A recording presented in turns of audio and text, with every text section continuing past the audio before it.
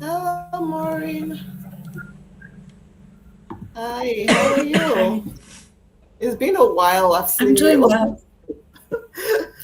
Oh I my know, goodness. yeah, I'm good. How are Everybody has you? been like, you know, busy, hibernating, doing well. I know because I see all I see all your hard work.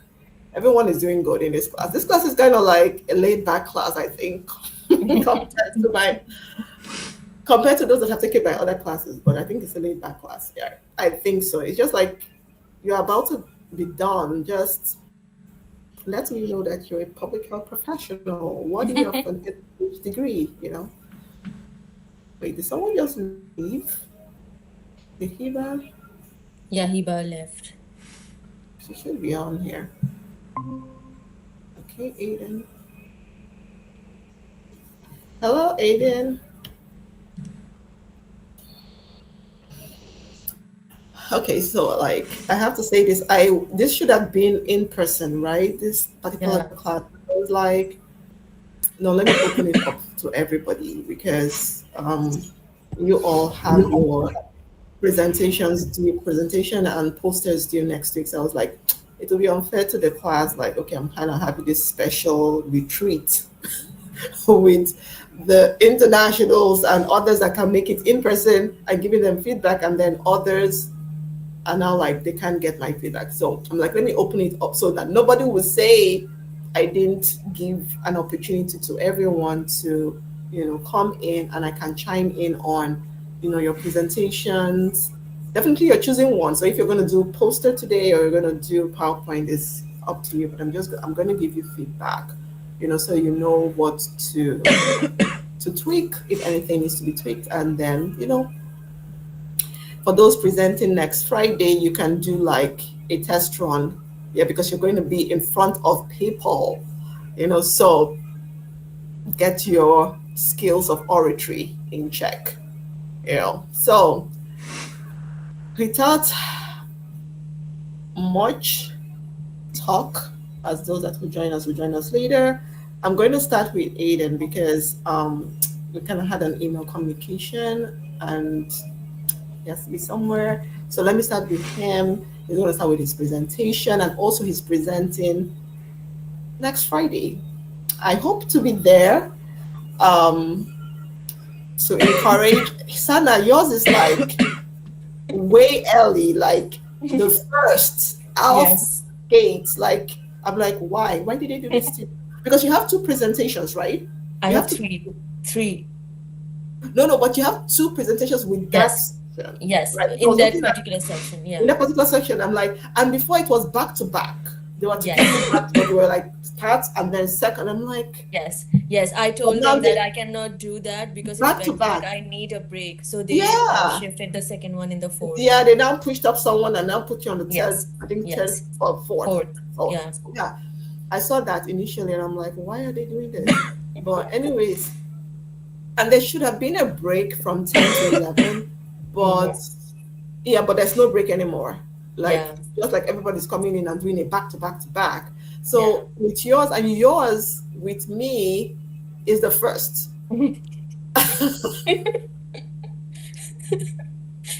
Sana, like, I don't know.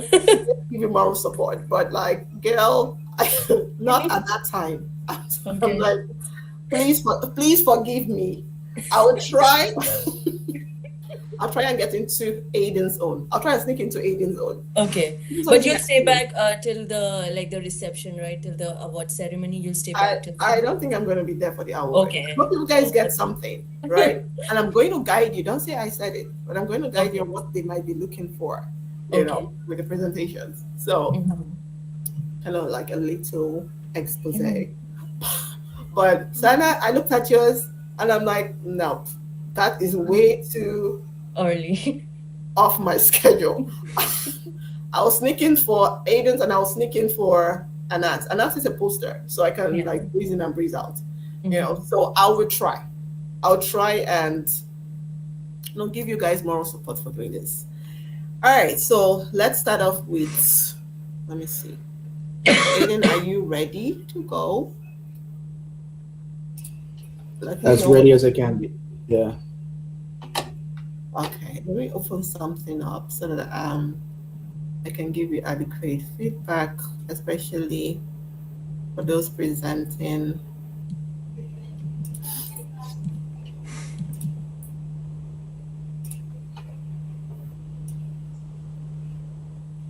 So, all right, Aiden, are you ready? Okay, so to share, you see the button, that box and the upward arrow. You just click on that Yeah. and share your presentation. Trying to, Honestly, I thought some other domestic students will be on this. Like, I'm doing this, as I said, because of mainly the domestics, because I should have done it in person, and then those presenting would have, had that, presentation feel in front of, everybody. But I'm doing this because of the domestic. And then now, anyways. But if you guys still want to circle back next week and kind of do an in-person thing, then we can actually do something. But let's roll with this. Anat, are you ready? I'm sorry, my computer is having an issue, but it's loading. Okay, so you want someone to go? I think I can figure it out. Sorry We about can the. wait. We can wait. It's just taking a long time to load, but I think it's working. Okay, cool. You have it. Is this you? Oh, Yeah, can this you is see you. it good? Yeah. Can you put it on? You have to put it on. Remember always to put it on. Yeah. Okay. Okay. Cool. All right. So Okay, so just let me one say this. question. I'm going to give everyone like 15 minutes to present. I think during the symposium they give you all like, an average of 20 minutes, right? On average. So Mhm. if you can get your presentation in 15 or maybe thereabout, because after your presentation then they open it up to questions, right? They give another 2 minutes for questions, because I was there last year for your colleagues that presented, and on average it's, I think, max 20 minutes for you to present. So do not be long-winded, Mhm. just go straight to the point, you know, and be confident. Nobody's there, nobody's going to bite you there, So, like, be confident, smile. Even if you think you're talking gibberish, just keep gibberishing with a smile. and, and most of them won't even have a clue what, so, and most of them not even have they not even have a clue about your study. So it's you telling them what you want to tell them. You get my point? So I'm going to give everyone, I'm going to time, and I'm going to give max 15 minutes. All right. Okay. So Aiden, you go. Okay. Um, so hi everyone. My name is Aidon Pereira. I am a MPH student. I am in the public health promotion concentration, and I have a background in working on college campuses, leading health promotion initiatives, and particularly with addressing domestic violence and sexual assault. We call those gender-based violence in the field.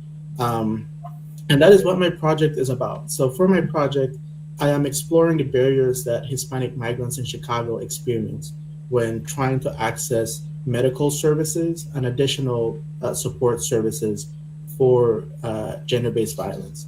And so, to provide some background on the issue, I have some statistics for you to help contextualize the situation. On the left, you see a purple map. This map depicts in Cook County, in the city of Chicago, where are the most concentrated areas where clients are coming from.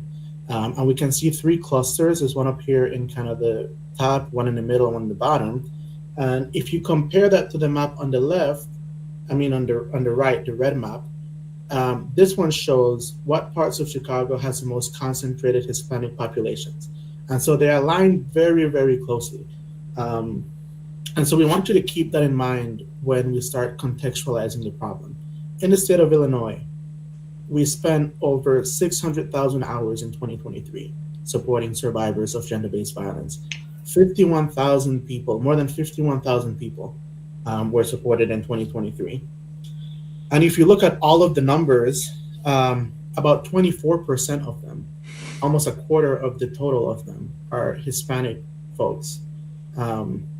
Within the entire state of Illinois, the majority of survivors came from Cook County.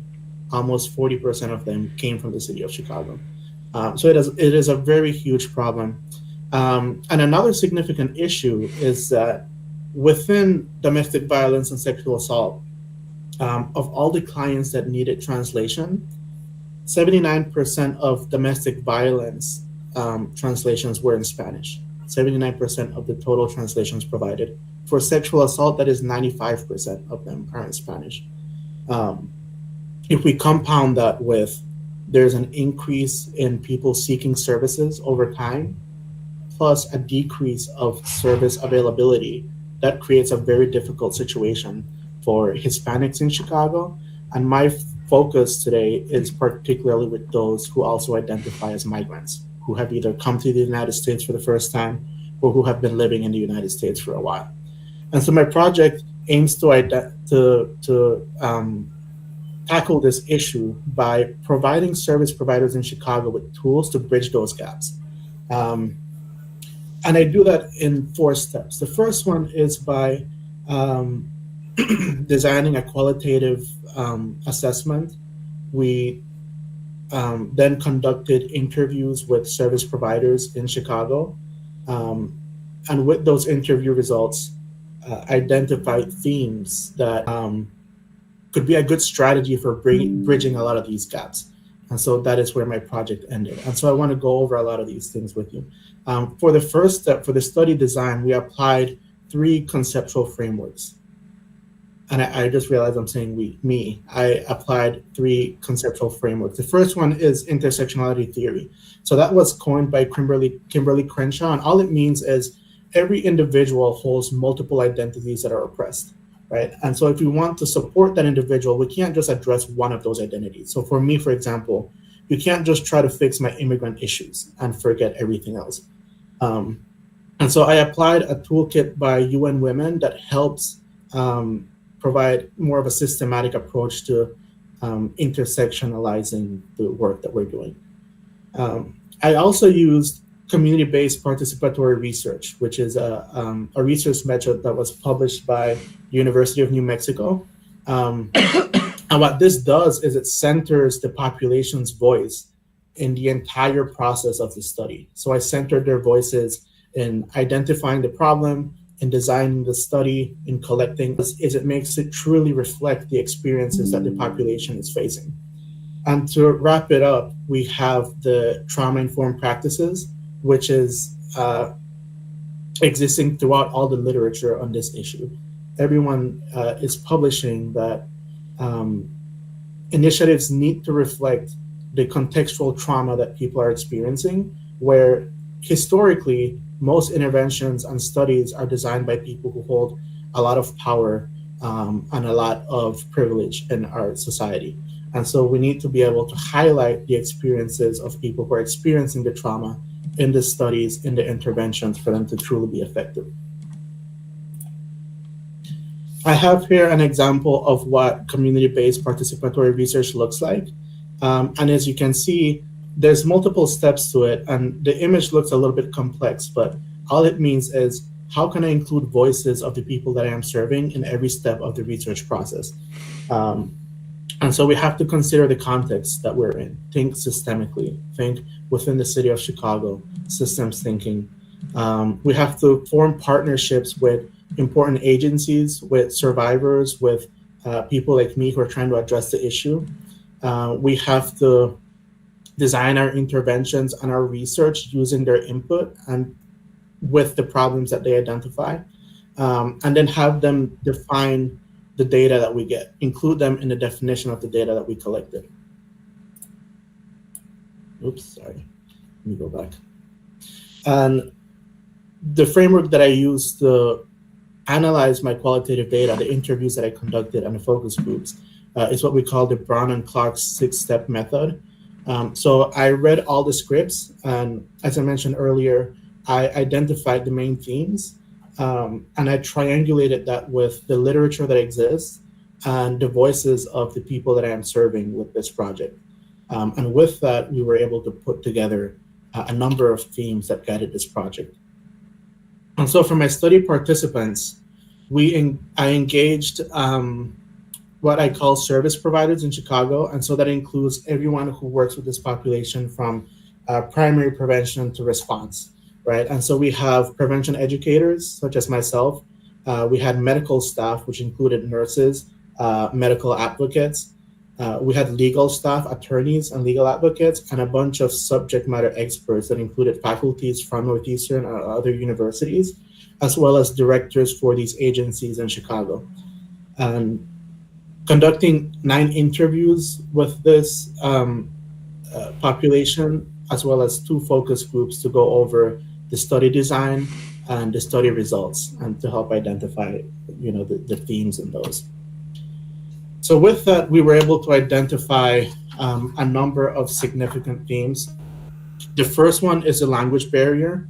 That is very significant for 2 reasons. One is that there is just not enough resources. There's not enough advocates that speak Spanish, not enough service providers that speak Spanish, and not enough literature to share with survivors in the languages that they speak.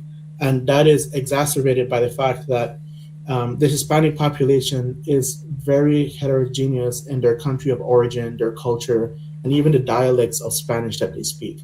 And so addressing the language issue is very difficult, but also very important for bridging a lot of these gaps.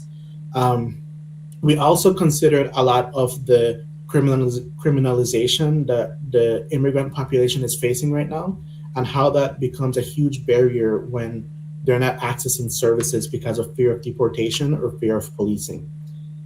I also want to highlight the complex intersectionality needs. There's a complex layer of systemic issues that survivors have to navigate. And this kept coming up again and again and again in all the interviews and in the literature. And I have here a few quotes from the interviews that I conducted, and I really want to highlight the second quote. It says, "I wish I could wave a magic wand and give them protection so that they could pursue anything they needed to." This quote was preceded by a conversation about a medical advocate, and who doubles as a medical and legal advocate. She was telling me that the most difficult part of her job isn't the vicarious trauma, and it isn't having these difficult conversations. The most difficult part of her job is navigating the disorganized legal system that we have, that is constantly changing and not updating them on all the changes.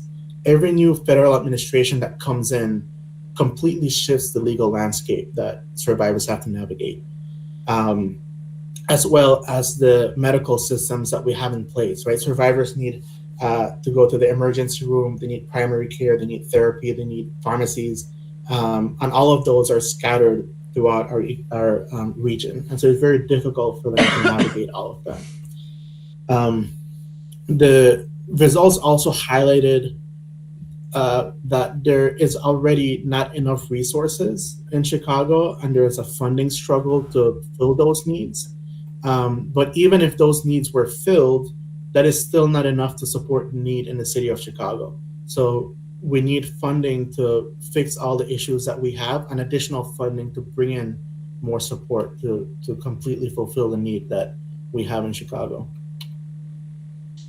And so with all of these insights and focus groups with the service providers, we discussed what could be the best solution for this. And a very quick and easy fix is making information and tools accessible to the service providers.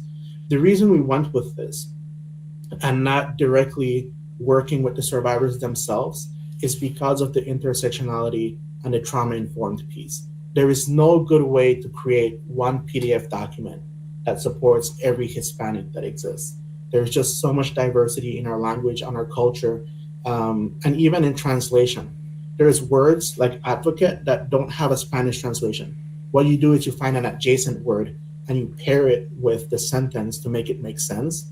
And so when you contextualize that with, there's like 30 countries in America, and each of the Spanish speaking countries have hundreds of dialects, right? It just becomes very difficult. And so the reason behind the toolkit is we can give it to people that are qualified educators, who are qualified nurses, who are qualified advocates, and they can take these tools and modify it to the client that they're speaking with, and add that cultural competence piece and that trauma informed piece. And so the outcome of my project is this website that contains a library of those resources, as well as literature for service providers to read and educate themselves with. And I'm giving you all access to what currently exists. And I ask you for a little bit of leeway because it's not finished yet. My hope is to finish it by next Friday, but you can take a look at it right now. And I would appreciate any feedback if you have any for what already exists. And so I want to go over some strengths and limitations of my project. My project amplifies a lot of underrepresented voices. I feel like a lot of survivors aren't heard, and a lot of healthcare workers aren't heard when it comes to these issues. It provides a really trauma-informed and culturally centered lens to solving the issue. And just all of the interviews and the qualitative data provided a lot of rich context towards the issue and what it actually looks like. In terms of limitation, the sample size was very small, and it was the time frame that I had to complete the project. I wish I had more time to reach, to cast a wider net over service providers in the city and get more perspectives. It also lacked direct survivor participation because I didn't quite have enough time to design a safe way to involve them in the process, where it was much easier to get this started and produce evidence that this is an effective way to work with professionals, through the input of professionals that I already had a connection with and who I know have support systems and decorum and all these things. And then the last thing is there is still a huge language access issue that arose in when I'm doing my evidence collection, when I'm reviewing the literature. The bulk of it is still published by Western and American writers and researchers. It was very difficult to access literature from countries like Mexico, Cuba, Puerto Rico, right? The country of origin of the survivors that are coming here, and publishers and scholars from these backgrounds. And that would have made the project much more efficient. And some MPH competencies that I use for this project: evidence-based approaches for public health is within the frameworks of the study. Public healthcare systems and planning and management to promote health. There's a lot of multidisciplinary professionals that had to engage in this project because the solution to the problem is so simple. Right? I talked about medical, legal, and other services. Communication was really important in terms of the website and the interviews and outreach. Interprofessional practice and systems thinking were also applied. And then what are the implications for public health? The project, I think, demands more investment in this area, in this field of gender-based violence response and prevention. It elevates community-defined healing practices, which I think is very important, as opposed to a lot of our medicine and psychology is founded on oppressive practices in the United States and very Western privileged perspectives. And then it supports trauma-informed systems change, which is the way to go, right? If you want to make systems equitable, it has to be informed by the marginalized people who use those systems and can highlight the problems.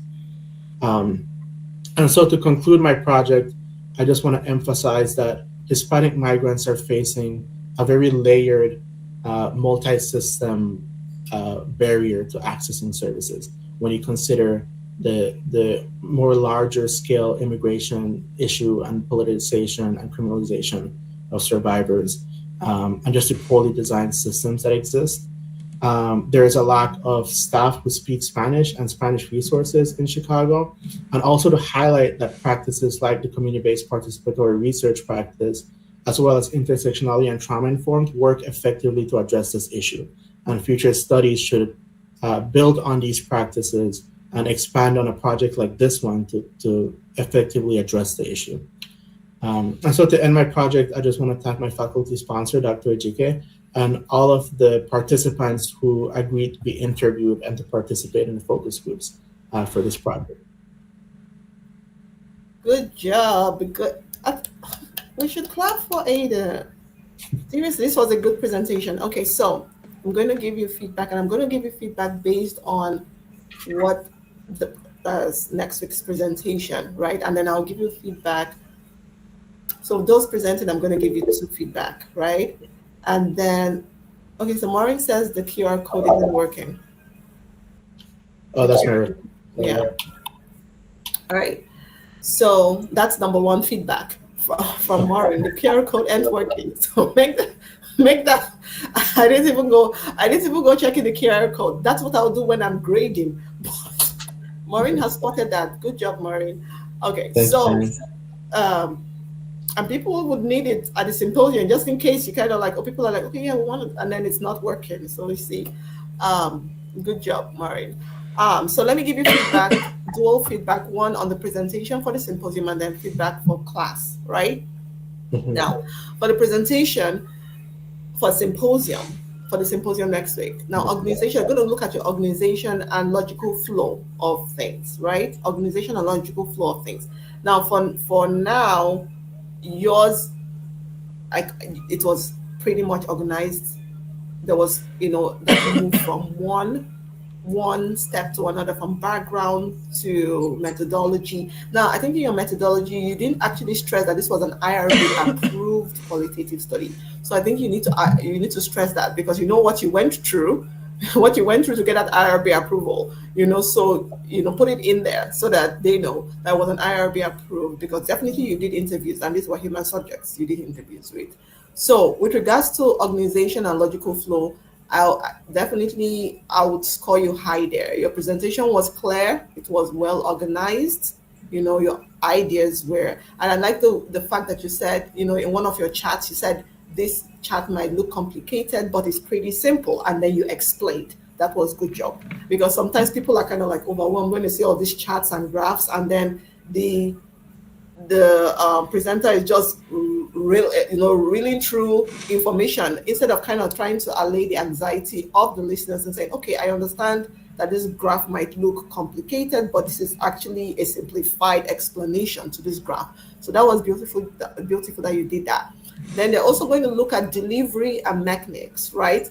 So they're going to look at you as a presenter. Are you engaging, right? So because this is a virtual presentation, like I'm sure you're going to make eye contact. And as I said, that smile, even if you're speaking gibberish, just put on that smile. I think that engaging is all about the smile, So if they see that you have that smile on and you're pacing yourself, you're not just, someone like me, I talk too fast when I want to get my points out. But kind of like pace yourself. It's going to be 20 minutes. So in a way, structure your slides to be like maybe 1.5 minutes per slide. So if you have 1.5 minutes per slide, maybe you have an average of 12 slides or thereabouts, so you can pace yourself adequately. And then the next thing they're going to look at, so for that, you were good. Even though I gave you 15 minutes and you took 17, if not 18. So, but they're going to give you 20 minutes so you can, pace yourself better.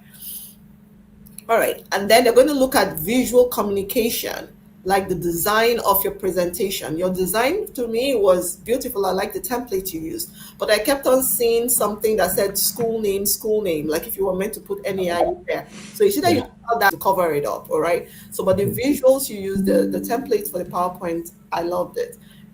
Very nice visuals. The graphs were, big enough for, me to see the Illinois maps, and then the charts you used, okay? And then the text size was good.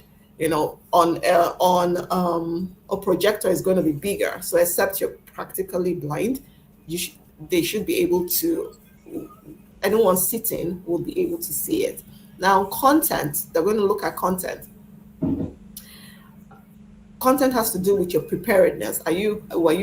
Could you explain stuff? Now, I know you used a couple of abbreviations or acronyms, right? You use CBPR. Make sure you spell it out before you put it in there. Like, because for you, you know what CBPR means, but maybe to the audience, they don't know what CBPR, and then they're like, what is CBPR? And he keeps mentioning CBPR. So spell it out first, or keep spelling it out and then putting the CBPR in a bracket or parenthesis. All right. So content wise, I think it was rich and it was also straight to the point. Material you presented is informative. Presenter places their work within the context of the field and public health. You kept on stressing about public health. You talked about, your capstone project is there in the first slide. And then you talked about issues with public health and MPH competency. So that is good that you're stressing that this is a public health presentation, because you're not only going to be there with public health students, you're going to be mixed up with maybe people from social work and other, maybe psychology and other departments. So if you keep stressing this community health, public health, they know that this is community and public health work, okay? And then finally, Thanks. Questions. Thank you. Like right now, Maureen actually pointed out that your QR code ain't working. So you have to fix that and then be prepared for questions, because you have one or two. They always open it up for questions. So just get prepared. So know your content, so that if somebody's saying, oh, your graph says this, you can click back to the graph and say, okay, yes, I can further explain this. So know your content, because there's going to be questions, and how you handle that question will also be graded, right? Okay, now for class. I think so far, so good with regards to class. I would say, I hope after the presentation on Friday, you can keep this presentation for Friday. Then after the presentation for Friday, whatever additional thing that is on the rubric that you need to add on, right? Because there's some things that are class specific, you really don't need for the presentation. Whatever specific thing on the grading rubric you need to add on, then you can put it in there. So, but for now, this presentation is somewhat adequate. All right. Does anyone have any questions for Aiden?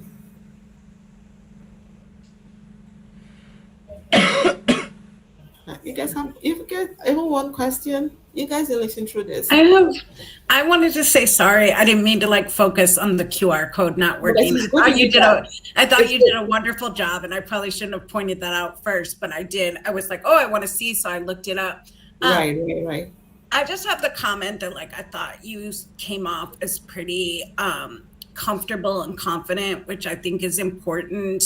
People can tell when you're reading off slide notes, and you didn't come across that way. You sounded like you knew what you were talking about, and you were talking about it. So I thought that was awesome. If I was in the audience, listening to this, I might ask a question about the CBPR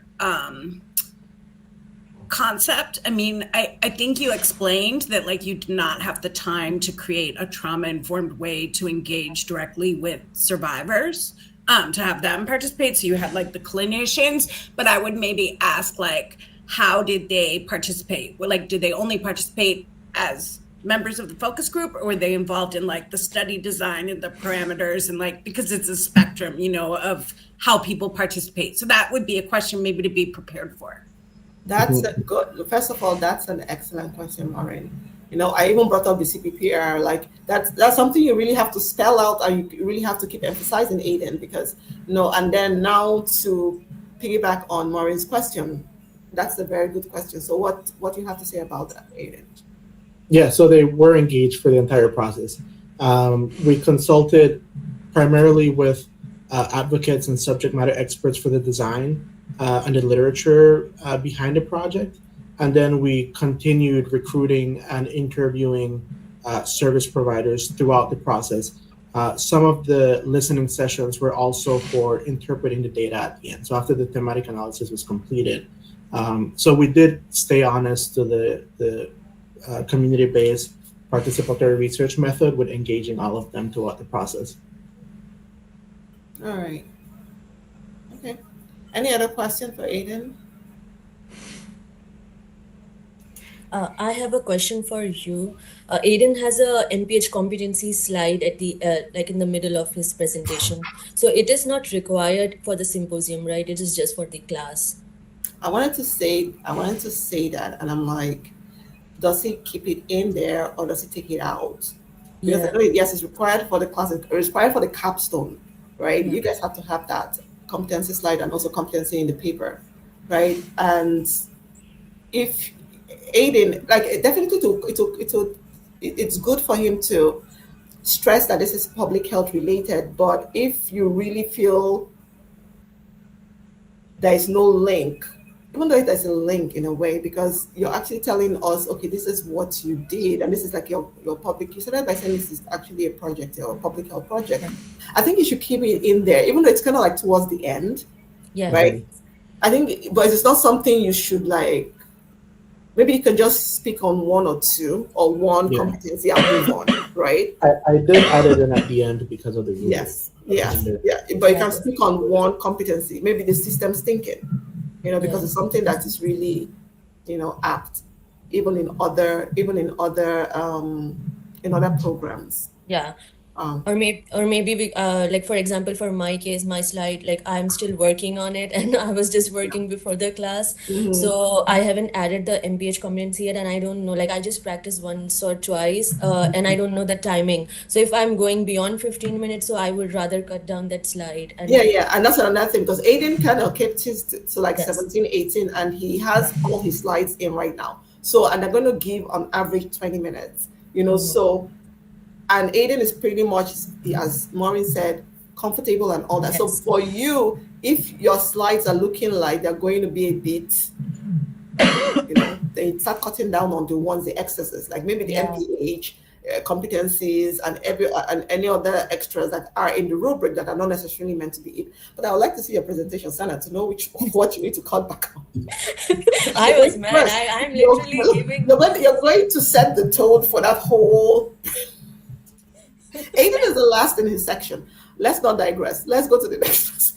You're the first. Aiden is the last. So, like, Aiden is the last person in his section. You're the first in your own section. So you're going to set the tone. And people are they'll be hungry. The first presenters, everybody's always like itching to ask a question, and like the first person, they eat the person alive, and then others get like tired by the time they get to the fifth presenter. So you Yeah. have to polish yours very well. Yeah. And it is my own particular study with you.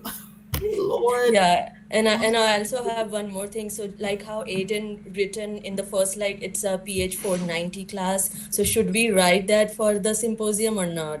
Oh, I thought I only saw capstone project. Did you say 490 class? It did. You can say capstone project there. Okay. Capstone project. Yeah, you put I capstone can project. show you again if you want to see it. Okay, yeah, please do. Because I know I saw capstone. Yeah, I didn't remember, but maybe I saw the caption too. But I I'm saw just capstone wondering. project, so I don't know. Oh yeah, it's so there. there's 490. So you can take off the 490 and just keep it as capstone project. Okay. Yeah. And maybe you could just add, like for me, I have written like for the title page how it's in the APF, the department name, the health science and the physical education. If you could write that in your title. Which title? His title right now, like before, after the masters in public health, if he could write the physical education and health science department. I don't think that Okay. that's. I don't know. Because when you guys submit your abstracts, you have to put in like a department or something. Yes, so there was like multiple choice options. Yeah, there's always like drop-down. there's Yes. the physical education, there's the community Yes. and public health. I think him saying his masters of public health is fine. Yeah. Okay. I think it's fine. Just you can take off the PH 490 and just keep it as we can put capstone project there because this is a research project. Just say capstone research project. Masters of public health. Everybody knows where that belongs. Sana. Everybody knows where that belongs. Yours should be pretty straightforward. Yours should actually also say Masters of Public Health or Community and Public Health. You shouldn't go into, because that is what is on the, what's the symposium that's what is there. That's what's on Yeah. your department affiliation. It's community and public health. It's not Mm-hmm. physical and health sciences or anything. It's community and public health. So yes, Masters of Public Health, and also shows it as it's a graduate project. So because you're going to also have undergraduate students presenting too. So he can keep his as Masters of Public Health and then capstone research project there. I think that will suffice for the Okay. title page. Yeah. Any feedback for Aiden? Good feedbacks. Good feedbacks. Yeah. All Yeah, right. thanks everyone for the feedback. Yeah, Appreciate it. thank you, Maureen. Thank you, Sana. All right. Okay, so let's go to the next person. Who wants to go next? Okay, Anat, you want to go next? Okay, cool.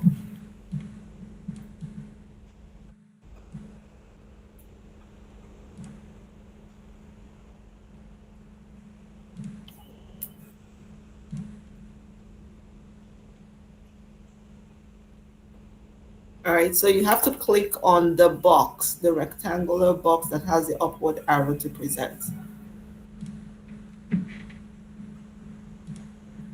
Okay, can you see my poster?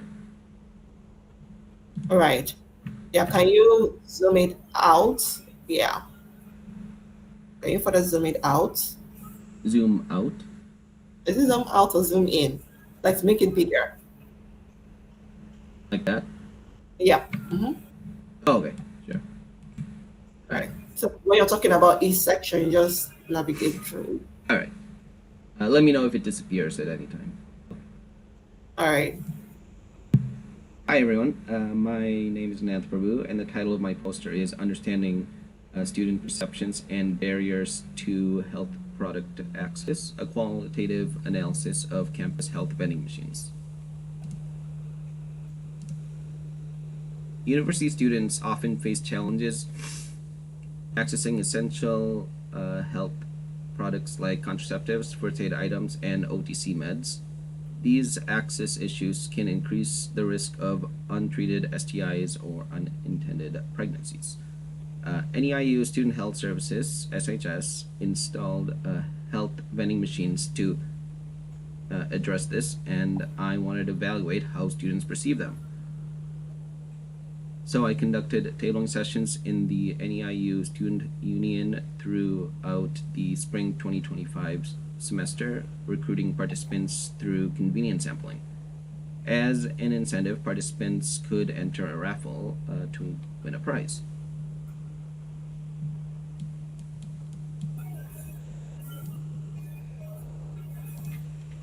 I ran 7 biweekly mobile training sessions. The brief survey I offered focused on evaluating the current state of the vending machines, specifically availability, privacy, product selection, and awareness. The goal was to identify barriers and gather feedback for SHS as research and evaluation. I received 89 responses. Most were from current NEAU students, both undergraduate and graduate students. Freshmen were the largest group, and 19 were international students.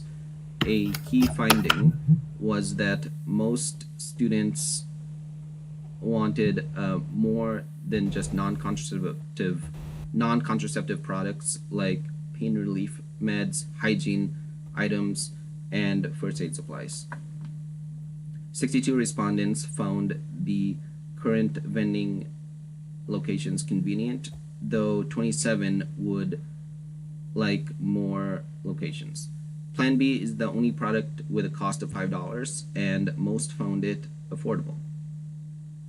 In terms of awareness, word of mouth was the top way people learned about the vending machines, followed by flyers, social media, and orientation events.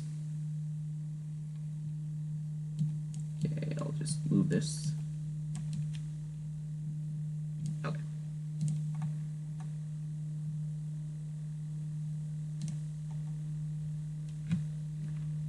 Students care about privacy, cost, and product variety. Privacy and location satisfaction were strong overall, which helps reduce stigma around accessing sexual health products. Cost is still a concern for uninsured and underinsured students, even though most supplies are free. Based on this, SHS should consider expanding the vending machine inventory and do more outreach so students know what's available. This project shows that small-scale interventions like health vending machines can reduce access barriers, but only if students know about them and feel comfortable using them. Thank you, and I'm happy to answer any questions. All right, so can you zoom it back Yes. in? Zoom it back. Yes. Zoom it back in again. Okay, cool. All right, Okay. so this is everything, right? Yes, that's the poster. It's like All right. 31 and a half by 42 inches, like they wanted. Okay.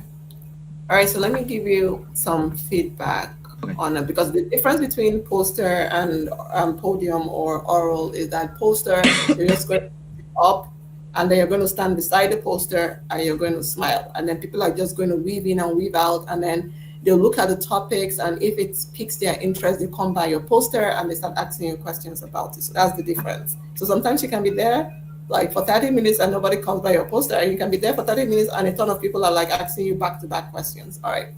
So I'm just going to review the outline first, as in like the outline. Okay, so with what we were doing with Aiden's own, the first thing, okay, so like the understanding the topic, and then that place that you put NEIU, you also have to put the Masters of Public Health there before the NEIU, right? That's beneath your name. Okay. Okay, got it. Because you can be in any department right now. You can be in psychology or even social work. All right, and then with regards to, do you need to put the poster printing was sponsored by NEIU Student Center? Is it required because they are the ones that did it? Yes, Do they to require you get them to print it for free, yes, I had to put that. Oh, really? Yes. Okay, I just wanted to make sure, because sometimes they're like you have to maybe tag them along or something. Okay, so get to print the poster for free. No, it was You just have that to one put that statement. And then they print disclaimer. it for free. Yeah. Oh, okay. All right. Then another thing is, for me, you need to switch up the discussion should come before the conclusion, right? So because you're discussing, the discussion is, you know, the study, the results, the implications, and all that, and then conclusion, you're giving the summarized of the summary of everything, right? That's going so having to put your conclusion on your discussion, the discussion should come before the conclusion, in like the way you put it.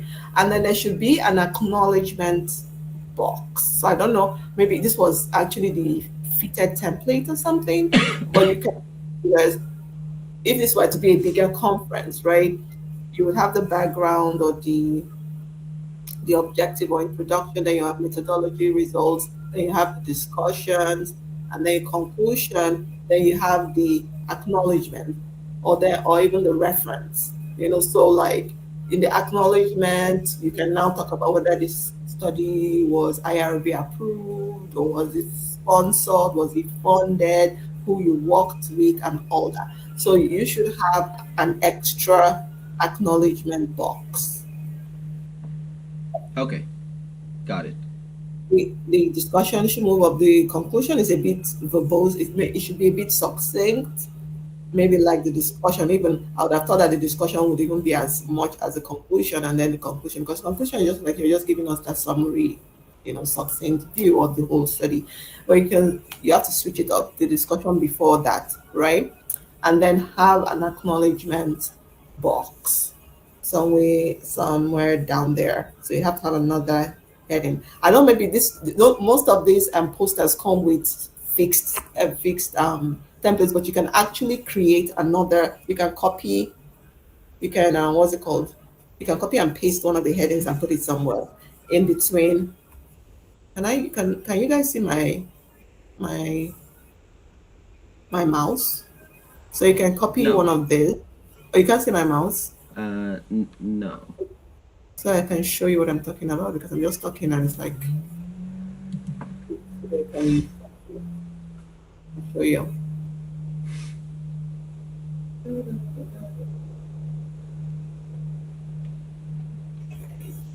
Okay, because you're presenting, you won't be able to see my mouse because you are the one in charge right now. You're presenting.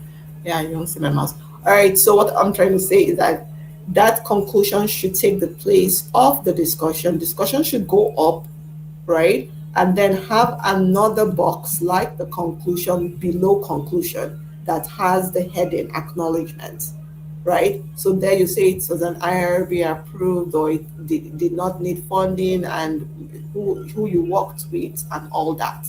There should be an acknowledgement, or sometimes people use it as reference instead. So Okay. you have another box after that, and then also put in your program beneath your name because you could as well be in social work for all, or you could as well be in psychology, right? So make sure you Got it. put with Yes. the Master of Public Health or the Community and Public Health, whichever one you choose. But Masters of Public Health because it shows that this is a graduate work or like graduate presentation, right? Yes. I don't know why I Understood. keep saying Masters of Public Health. I'm trying to, beef you guys up like because you're going to be there with undergrads. So there has to be a difference between the undergrads and the grads, right? Okay. So I think that's basically it with the poster. Who I'm opening it up to anyone that has questions for Anat. I like the fact that Anat has a poster because I know the others have oral, right? I don't know what Maureen has. Let me not say, I'm not sure what Maureen is presenting, but like I know the others are presenting oral, right? So, but it's good that Aiden and not Aiden, Anat, and then one other person is going to present poster. As she did hers last fall, so she submitted her abstract for poster. Hopefully, she will be there next week. All right. So, any questions for Anat?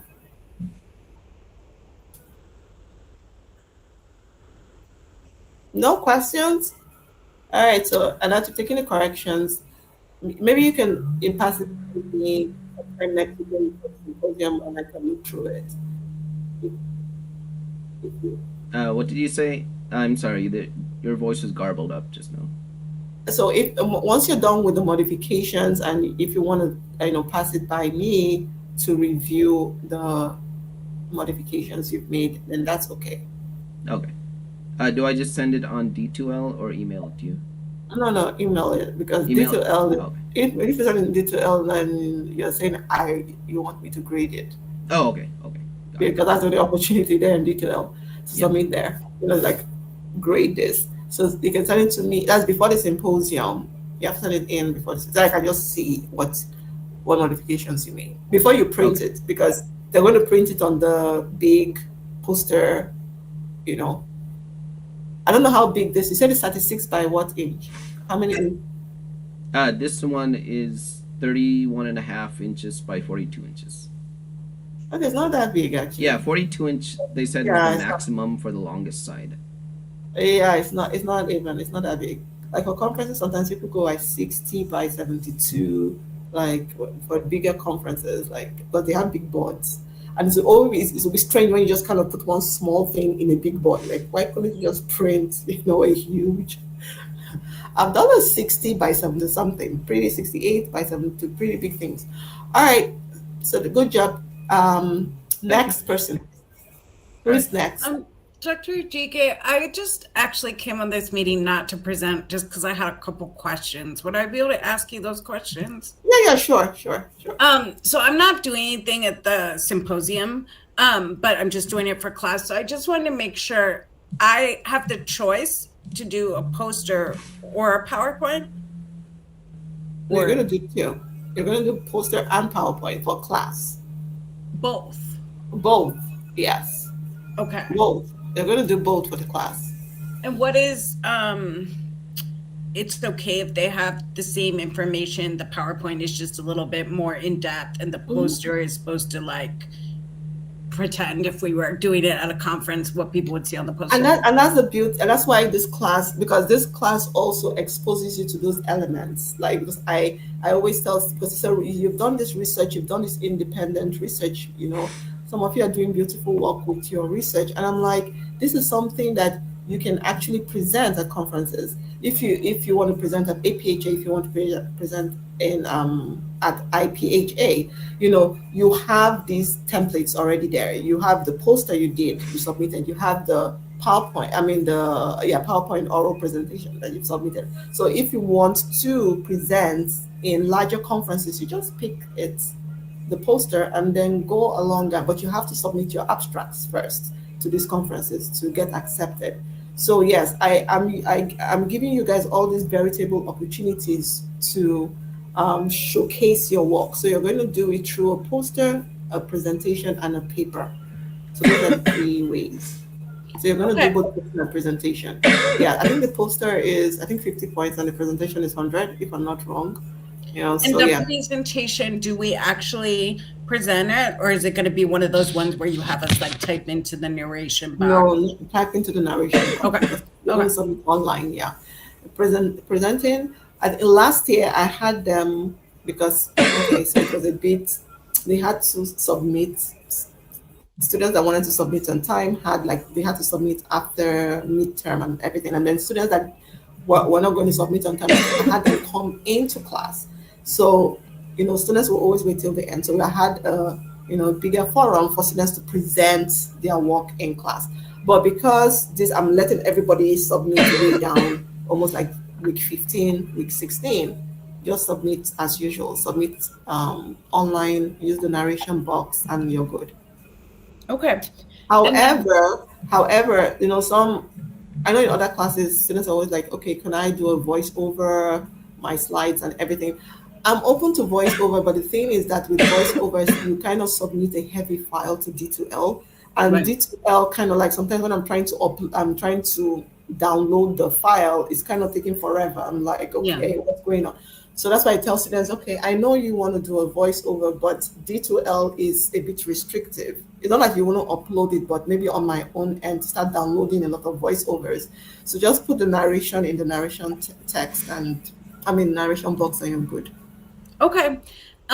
That's no problem. And then my last question is about the paper that we're writing.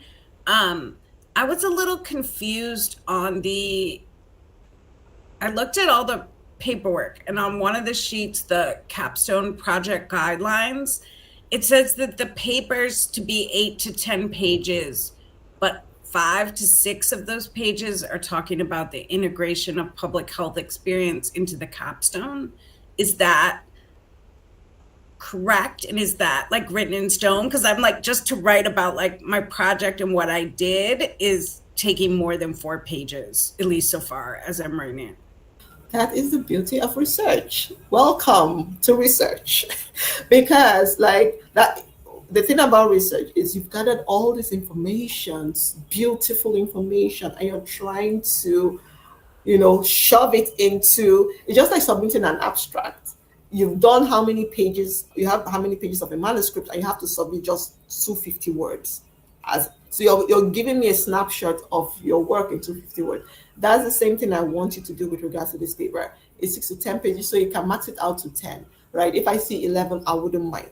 But you should be able to condense all this flowery information you've gathered about your work in 10 pages, at least in 10 pages. Now, the 5 to 6 is integration of public. You're not necessarily saying, oh, this is how I did it. Oh, this is how I did it. You're trying to give me public health information. That's what I mean by integrating public health. What you're doing is actually public health, but you're actually being more intentional about the public health information you're putting in those pages. That's basically it. Not telling me, oh, this is what I did. And no. I don't even want to hear this. What I want you to, I really want to see the minutiae of the research, the minutiae of the findings, the minutiae of the recommendations. And in all this, you're giving me public health information. And that's basically okay. I see. So it could be like woven in there. It's not like I have to have a separate section. No. It has to be woven. It has to be seamlessly woven in there. It has to be seamlessly woven in there. And even with regards to the competencies, even though you're going to have a section for the competencies, but I want to see, you tell me, okay, this is what I use, the system thinking or whatever, leadership, public health lead. I want to see that Not like, okay, systems thinking, and you don't just have a paragraph. No, it's, I want to see you effortlessly weave these things in, because this is the bag, this is the last straw, this is the last hurrah. You're telling me I'm a public health professional, so let me know through your paper that you are actually a public health professional. Okay. And to piggyback on that, I just want to say congratulations to those that are graduating this spring and in the summer, like our public health graduates. Maureen, you're graduating this spring. You've come a long way. I can't even remember our first class. I can't remember. Maureen has taken a lot of classes with me. Like, we've butt heads sometimes. I don't think we butt heads, but let me just say that. So like, Maureen is actually an excellent student. Like, yes, she will do the work. I will give her those colorful feedback for lack of word to use, and then she'll do the work. She's graduating this spring. Aiden is also graduating. Oh my goodness. Like, Aiden has taken a couple of classes with me too. I don't know. I just always feel like students are just flying by me, like moving on, so I'm so happy. Who else is graduating before I make a mistake and I'm applauding? Hiba, are you graduating? Yeah. This spring or in the summer? Spring. Oh my goodness. Are you serious? Yeah. Oh, wow. Okay, so who else? I know that Sana, you're graduating in the fall, right? Okay. I'm dumbfounded right now. Okay, so definitely I'm going to get that group picture, because I'm always using those group pictures for my class, because I've had 2 sets of students that have graduated. Like, when I mean 2 sets of cohorts of students that actually started with me with intro to public health, and they've graduated too. So now this is another set graduating this spring. Congratulations. You guys have come a long way. Nothing remaining. Like, after this spring, you're done. This is like done and dusted. No class hanging in the summer or anything. Wow. I'm so happy. Okay. So I need my picture, right? Who would I designate? Maureen, yes, I'll designate Maureen. Like, I just need the picture. Just a group picture of you guys with your graduation cap and gown. That's all. I just need that. Just that one picture. Maureen, do not fail me. I got you. No worries. I had Wafa do it the last time in the fall, and I had someone, was it Christy, that did it in the last spring. So Maureen, you're the designated. You're going to get that email from me, like, Maureen, where's my picture? So like, yes. So make sure you take a picture with yourself, Hiba, Aiden, and Anat. Right. I'm so happy. I am so excited. Yay. A professional degree down, and maybe many more to go. Maybe. Oh, you guys are like, no, I'm done with. All right, let me not take your time. So Maureen, do you have any other questions about the paper? No, I think that was it. Oh, actually, let me ask you one question about the poster. Are we free to use our own template, or did you give us a template that we have to No, use? you're free to use your own template. Okay. Yeah, so you're free to use your own template. And even, I think Microsoft has a template. So you're free to use your template, right? But you have to have those headings, and then the beauty about poster is that it shouldn't be so wordy. I don't know. It shouldn't have so much text. It should be more eye-catchy. It should have charts and graphs and pictures, and then have some text to kind of like pull someone in. And that's the thing that catches people. They just see a picture. I remember when I present in all these conferences, you just kind of see a picture and they're like, oh, okay. And then that's how it pulls them into asking me questions. So have those pictures in there, have those charts, and little have the word in there, but don't overwhelm the poster with a lot of words or a lot of text. Any questions? Maureen, my picture, like, we're just 2 weeks away. That picture has to be sent on the 12th. Graduation is on the 12th, right? The hooding ceremony On the is 16th.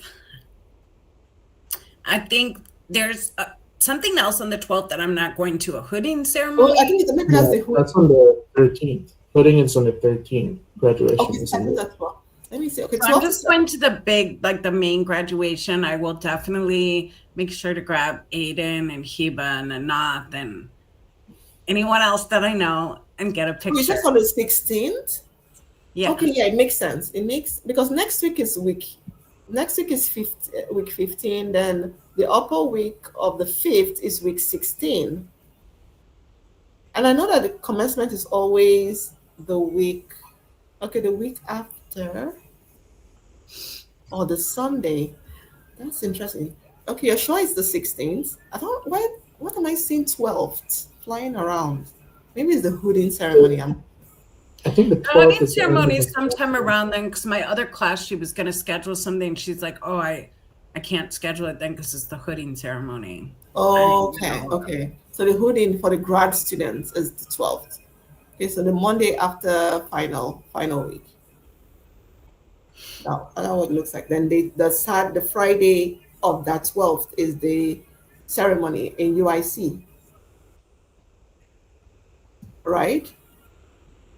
You guys better know where you guys are going to for this I Christmas. just know graduation's on the 16th. I didn't pay attention to the location yet, but You guys better this this is a long way coming. You better don't miss this for the world. All right, I'm all here to support you guys. All right, cool. Any other questions? Any other questions? Okay. Maureen, do you have any other question? No. All right. no, that was everything. Thank you. All right. Congratulations, Maureen. Congratulations, Annette. Congratulations, Aiden. Okay, so who wants to go next? Between Hiba and Sana. I can go. Okay, Sana, go. Let me share my screen.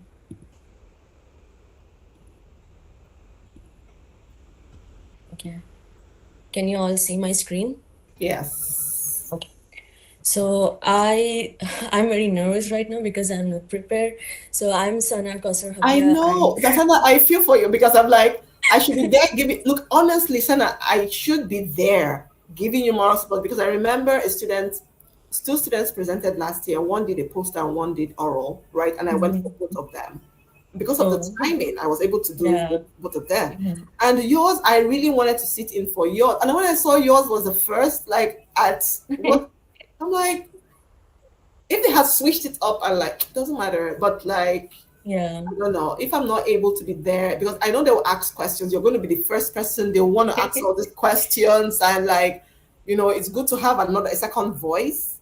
Right. Oh yeah. I feel so because I'm like I know I'm going to like fingers crossed. I will try and be there for Aiden's own because Aiden's Mhm. own is like in the afternoon. Like people are like they've had Yeah. lunch and they're like and then I'll be there for the poster too because the poster is going to be open up, I think, and that's only at 12ish or so. Yeah. I think Yeah. so. So what It's yours at is like way up the 12. first person. Oh yeah, let's do this. Look, let me say this for those presenting, Yes. right? Mhm. If you guys still want to do another test run Mhm. in class in front, I can do a mock again a day before the symposium, or I can be open to that. We can do it in Yes, I was going to ask you after the class. class today, like if you have time, can you make some time next week so that at least You it can would present just in front. You yeah, can just a present. practice. Yeah, to present in front of me. Yeah, we can do Yes. that. We can do that. Yeah, we can do that. We can fix a time and maybe an odd time. Like Yeah, I'll send out an email communication. Like sure. Yeah. yeah, so you can actually Yeah, that would be helpful and it will boost the confidence because yeah, I'm just lacking confidence right now. don't lack confidence. Yeah, I'll be there with you in the spirit, but like Yeah. Yeah, many people would be joining me. It's just like I'm still working on this project. I'm still doing the data analysis. And it's like never ending. I am getting so much good I will analysis say part. this right. Let me say this right. Sorry to cut you off.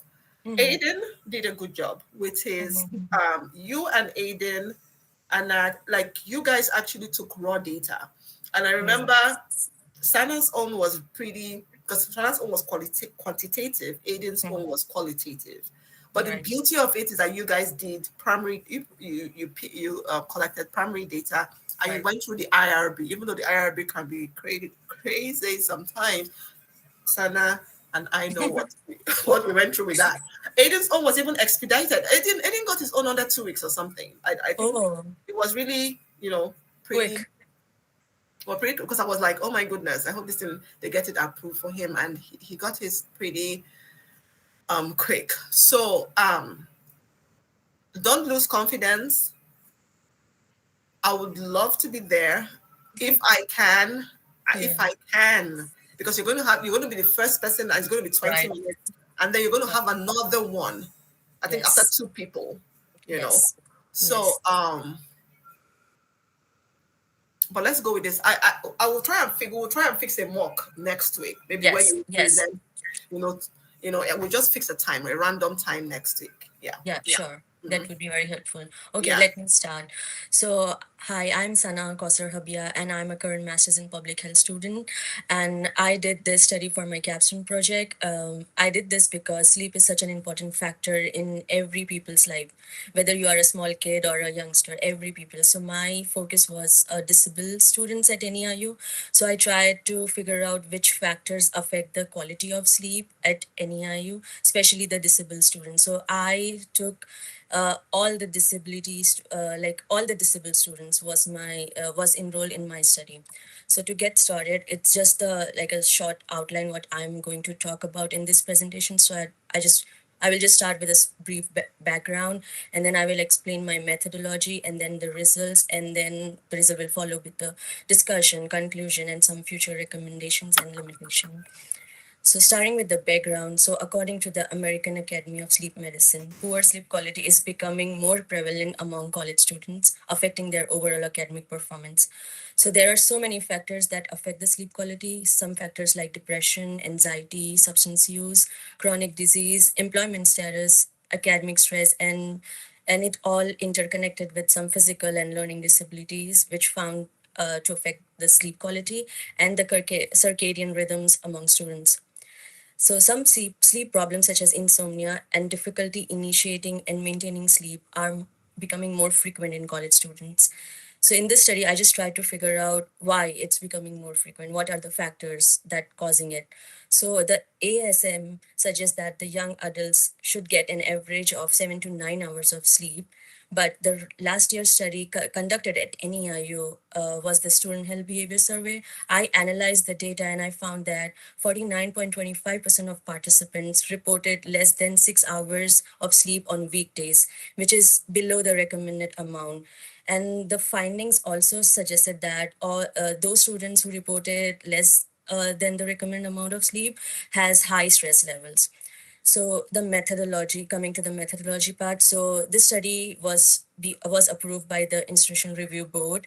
The approval was taken before the start of the study, and it is a cross sectional study. It conducted over 2 week period, and participants were contacted via email to complete the online survey. And I did two I reach out to them by two methods. One was the email and one was the flyers. So I posted the flyers on campus, and whenever I was on campus I just distributed the flyers. And as per the study, the IRB thing, they didn't want me to contact the, like, just to say in front that please participate in my study because it is not ethical. So I was just giving the flyers, just handing out to them. So the survey had three sections. The first one was tell you about the index first. So it is a 19 question scale index. Every question is scaled from 0 to 3, and it is divided into 7 components, which I'll be talking in the later slides. And the second set was various factors influencing the sleep. Some like questions on mental health, chronic disease, substance use, and stress levels were included in this section. And the third set was the demographic questions on age, employment status, relationship status was included in this, and many other demographic questions like height, weight to calculate the BMI was also included in the demographic section. So now the result. So I just want you to give the overview of my participants, like who participate in the study. So the sample size of all disabled student was 150. Um, and I divided like these are the normal characteristics, and so the more students were the undergrad, and there were So below, if you see the x-axis, there's a percentage. So the level of education, more were the undergrad and then the graduate students, and the majority of the participants were in the age group of 18 to 24, and females were more, and then most of the participants were employed and were student, and they were married and single. And the disability part, so majority of the students were ADHD, autism, followed by autism spectrum, learning and mobility, blind and speech were very few of the participants, but yes, the ADHD was around 66% of the participant. So I just want to explain this in detail because it's related to all other slides. If you see the global PSQI score, so it says that if the score is above 5, it indicates poor quality of sleep, and if it's below 5, then the sleep quality is good. So this is 8.64, an average score, which is very bad score among all the disabled students, and so the high, and if you see the daytime function, the 1.73, so it suggests that the students not only perceive the sleep quality as poor, but also experience significant impact on their daytime dysfunction, such as fatigue, or it could be my difficulty in concentration. The good thing is most of our student doesn't take any medications of to get some sleep, so it's very less, it's 0.78, and the sleep disturbances, it's 1.51. So all these scales are from 0 to 3, so the closer to 3, the bad part it is. So this is the demographic result. So if you see the first graph, it's age and PSQI, means the Pittsburgh Sleep Quality Index score. So here it's age more than 45 years, they have score 9, the average score, and all of them, like all the age, have a score 8 to 9. So it is a, like, it indicates that the sleep quality is poor in this group. So, and then I compare with the sex. So the female and male. So female reported more bad quality of sleep as compared to males. And then the level of education. So first year student reported a very poor quality of sleep, what's 9, and then followed by 9, second year was 9.4. And on an average, all the students reported 8 to 7 score, which is also a bad score. And same thing I did for the relationship status. The interesting part is if you see the divorce and the separated one have poor quality of sleep, maybe because of high stress levels or another thing. And if we compare the married single, they also have a 8 score, which is a bad, but they have more. And same for the employment, the retired one have more score. I am assuming that it might be because they don't work and they might be more stressed out. That's the reason their scores are high. So now I'm cutting my result into different disability. So the first one was the ADH, which was the maximum number of participants. Their score was 8.9, and all of the disabled one was between the range of 8 to 9. The deaf and the hearing loss were 10, which is the highest score among all the categories. And if you see the chart just next to the table, the first one is ADHD and ADD alone. So what I figure out that the disability, like just the one disability, has a poor quality of sleep, but some, like for example the autism has below 5, which is not a bad quality. But if the autism has another disability, like two disabilities, autism plus ADHD, it is having like it has a 8.9 score, and two or more disability have a bigger score like 10.9. So it indicates that as the more the disability, the more bad the score is. So same thing I did with the stress levels. So the highest stress level score is indicated with the high PSQI levels, and the moderate. And the worst part was that majority of the students, like almost 80% of the students, were facing some kind of stress, and hence the score was high. And this then I break down. So there was a question about which problems or challenges you face in the last 12 months. So procrastination was among the highest, like almost 90% reported procrastination. And then the academics, then finance and careers. And all of them were in the range, the PSQI was range from 8 to 9. All of them were indicating poor quality of sleep. And then there was a follow-up question like, how did this challenge affect your academic performance? So 20% of people reported that they delayed their progress towards the degree, which is a bad thing. And if you see the chart just after the pie diagram, the delayed progress towards the degree bar is very high because the PSQI score is 10 to between 10 to 12. And the next thing is just the same. So these are just the small, just some disease, not disease, but some conditions where students reported that the, for example, the sleep quality, sleep difficulty. So the blue one is indicate that this issue experience a delayed progress towards the degree. So sleep difficulties were among the highest one. It is around 11. And then the green one is it negatively impacted their performance. And yes, the PSQI score was also high. And this and the other conditions shows some similar findings. And I tried to figure out the substance use. So there were many questions on substance use, but these three were the most common substance use reported from students. And all of the substance use score was from like 9, from 9 to 10. So discussion. So as you can see, the global score was 8.6 per 4, indicating a poor quality of sleep. So the key contributors were subjective sleep quality, daytime dysfunction, and sleep disturbance. It can be caused by many factors. So better outcome was observed in sleep duration and habitual sleep efficiency. And the variability in use of sleep medication, as I talked earlier, was just low. It was just 0.78. And the sleep quality varies by disability type. So the highest was among the deaf and the hearing loss, and followed by the mobility disability and blind, low vision, and so on. But all of them were in the range of 8 to 9, which all indicates a poor quality of sleep. Some common factors were anxiety, depression, stress, strongly linked to poor sleep. High stress level is strongly associated with poor sleep quality. And some academic pressures like academics and disability management exacerbate sleep issues. And most common use substance among students were alcohol, cannabis, nicotine, and all these are potential contributor to disrupted sleep with a PSQI score of average of 9.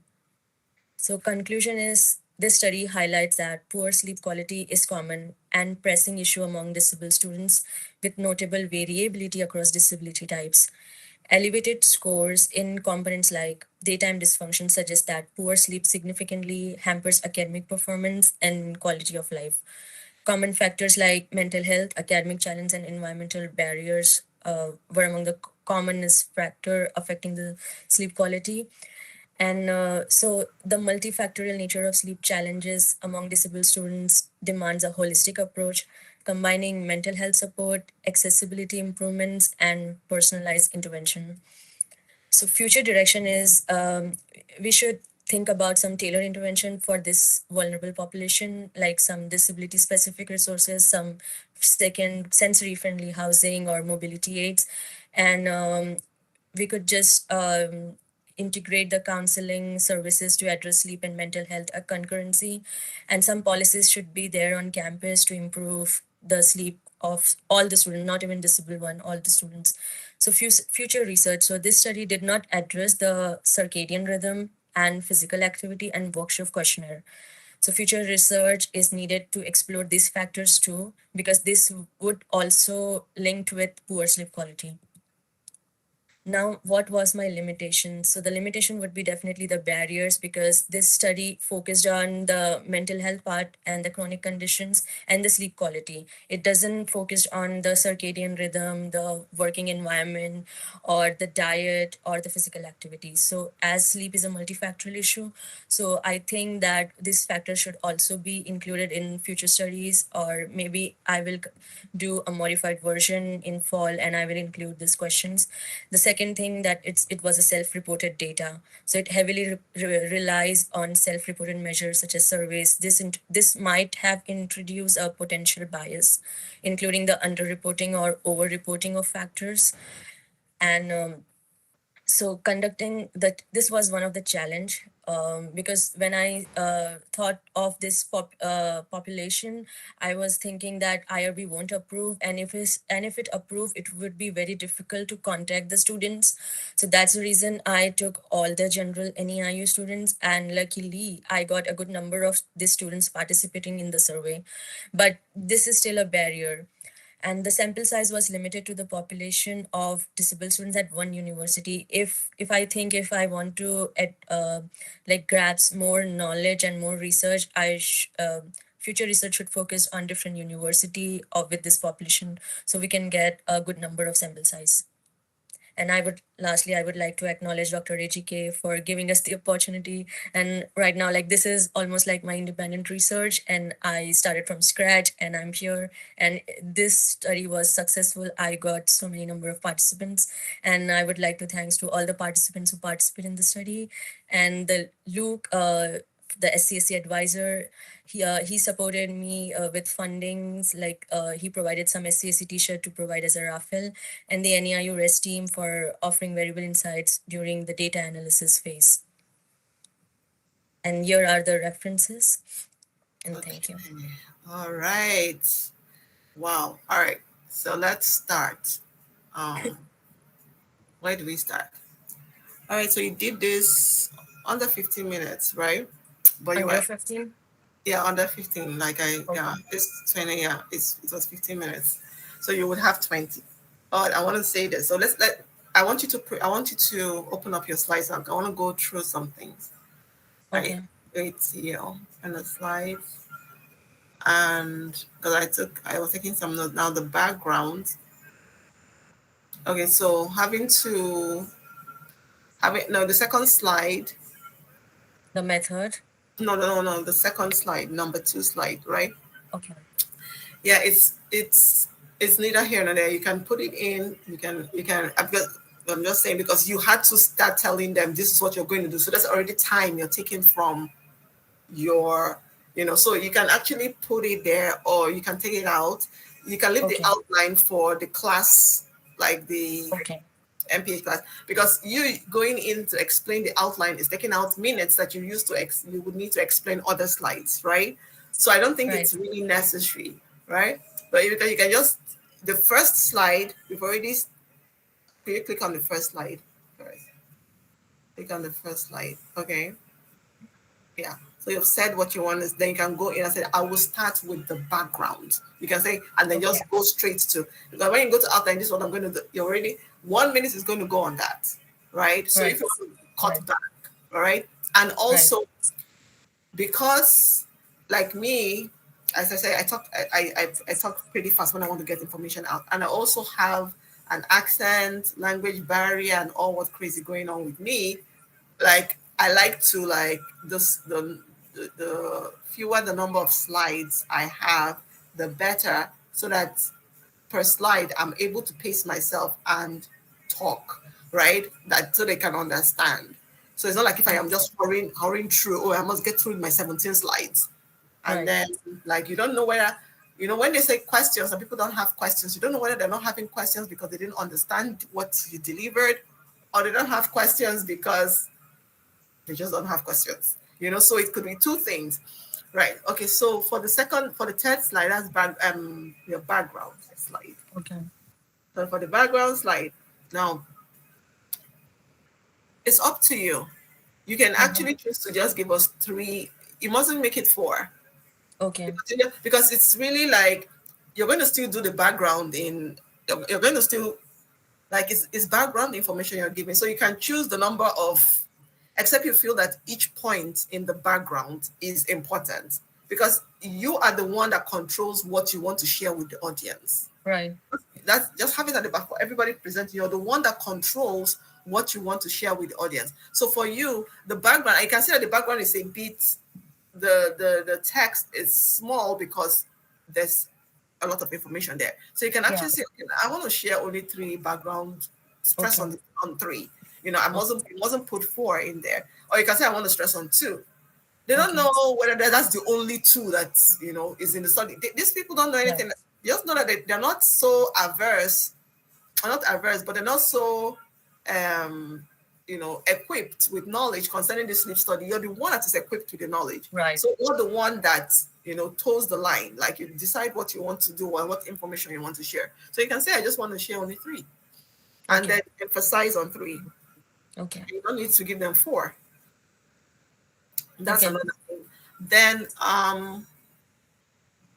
what's the next slide? The next slide is your Method. IRB. Okay, methodology. Yes. So I noticed that, okay, in the methodology, you were like, you said that you're talking about the survey, and you were saying, that you distributed the survey and the Yes. students were not receptive. You mustn't go into that nitty-gritty detail. That is what we see in the paper itself. For the presentation, you will just go straight to the point and say, I distributed the surveys. Now, the nitty-gritty of where the students were receptive is a limitation, right? But the methodology just to tell us the surveys were distributed. It was IRB approved. Beautiful, you stated. And I was telling Aiden the same thing. And you have to state that IRB. The NEIU IRB approved this thing. Just make sure you're putting it in there in bold print so they can see and know, you went through that. That is good. Then the cross-sectional study, yes, over a 2-week period, participants yes, just the way you've said it, like via email to complete, that is good. But don't say, okay, that the survey, the students were not receptive to it, or no. Don't go into that, okay? Okay. Yes. So the survey had 3 sections. You have to state that, and because you have to stress on this.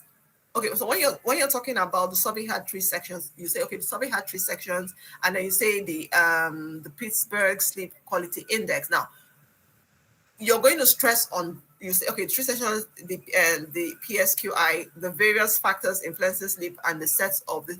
But I would want to crave your indulgence to focus on the PSQI, because you really talked about the PSQI more. That was what your result was, really. So you have to tell them that, look, even though the survey had 3 sessions, I would want you to pay more attention to the PSQI. That is all about this methodology.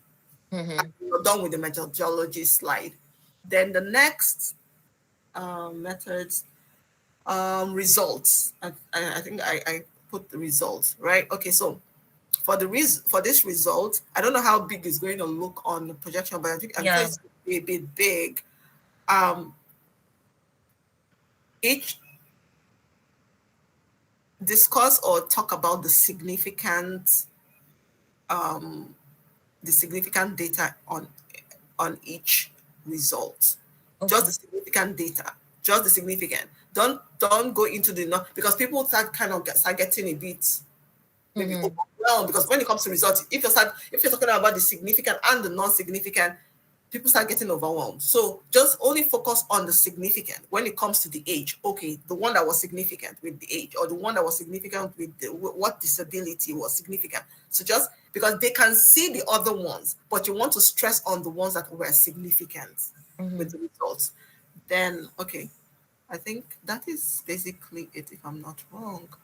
You can see now you see the PSQI coming up. That's why you have to call the attention, like, remember the PSQI, this is it. Only focus on the significant. Now, this graph, this table, I need to say,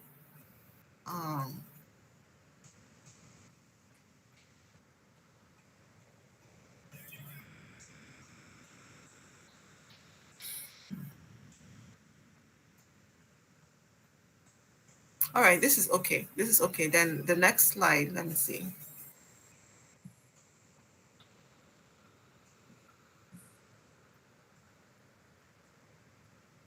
Can you put this on slideshow?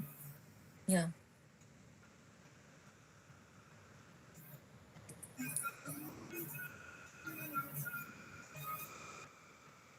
Okay, so when it comes to this, right? I don't remember how you read through it, but again, you're going to pick on the ones that were obvious. Like when you go to age, you can Mhm. see that is age. What's this age? I'm not seeing this very well. That was this age had the issue with the 9.5. This age group, Mm. right? Yeah. And then you go on to you just compare female and male. I don't know how Mm-hmm. you read through these results, but like you have to pick, like you can say, okay, with regards to that, you can say that the female, I think this is 8.9, right? Yeah. Yes. So you pick out the female, right? Okay. You really don't know what the others were identifying, and others definitely they're identifying maybe they're non-gender specific. So Yes. yeah. So you can say between the male and female, then you can see that with non-gender specific, because we had the column for non-gender specific. Is that why it was others? Or people that Mm. just didn't want to identify their gender. No, Right? there were just a few, like many other options like gender fluid, transgender, male and Yeah. female, Okay. but So there were just one or two. okay. Okay. Yeah. All right. Okay. But what I'm trying to say is that with results, pick out the ones that are significant and Okay. highlight in your discussion. Don't go Yeah. into the ones that are non-significant. When it goes to sex, okay, with sex, okay, female is out there.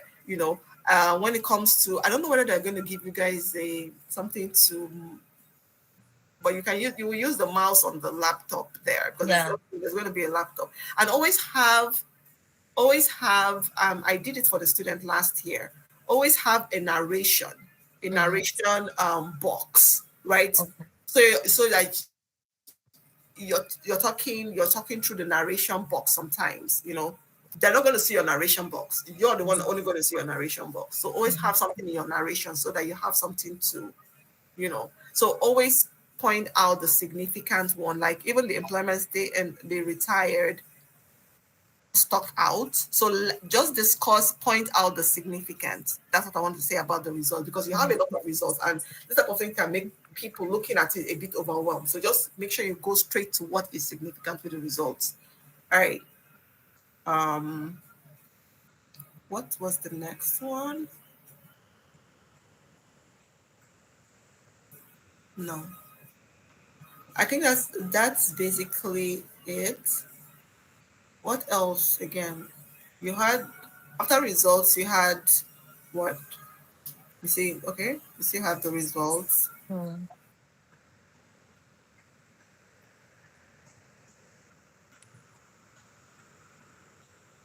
Okay, it's okay.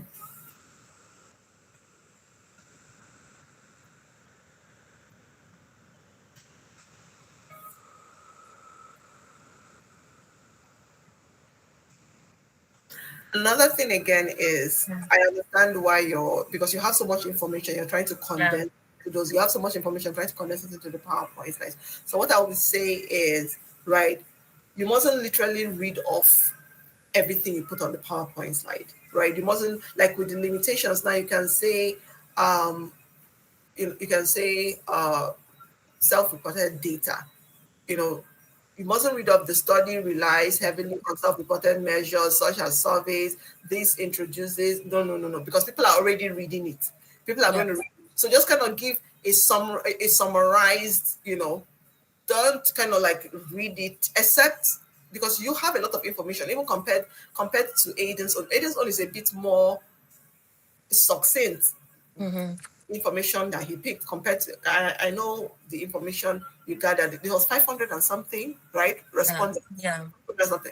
And then you're trying to like, weave through that. So do not read through every like do not read through that don't read it out every letter, Okay. every word. No, do not do that. Just kind of like, okay, limitations, one, limited variables, and kind of just kind of summarize it. And that is why your narration box is good, because if you put all this in your narration box and give a summary of each one, you're just going to read what's in your narration box and not this.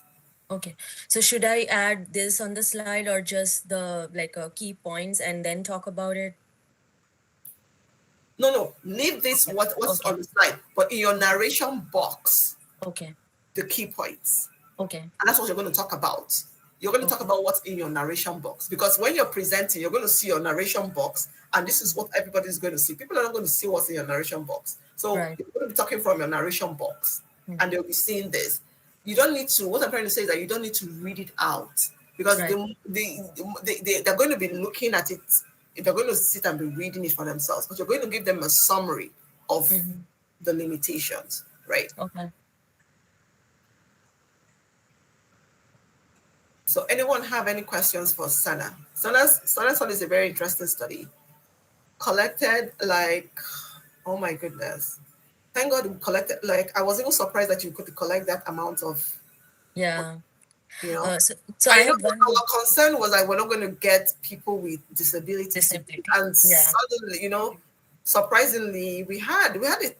How many did you eventually get with disability? 150. So 150. So I am still That is a lot. analyzing. That is a But lot.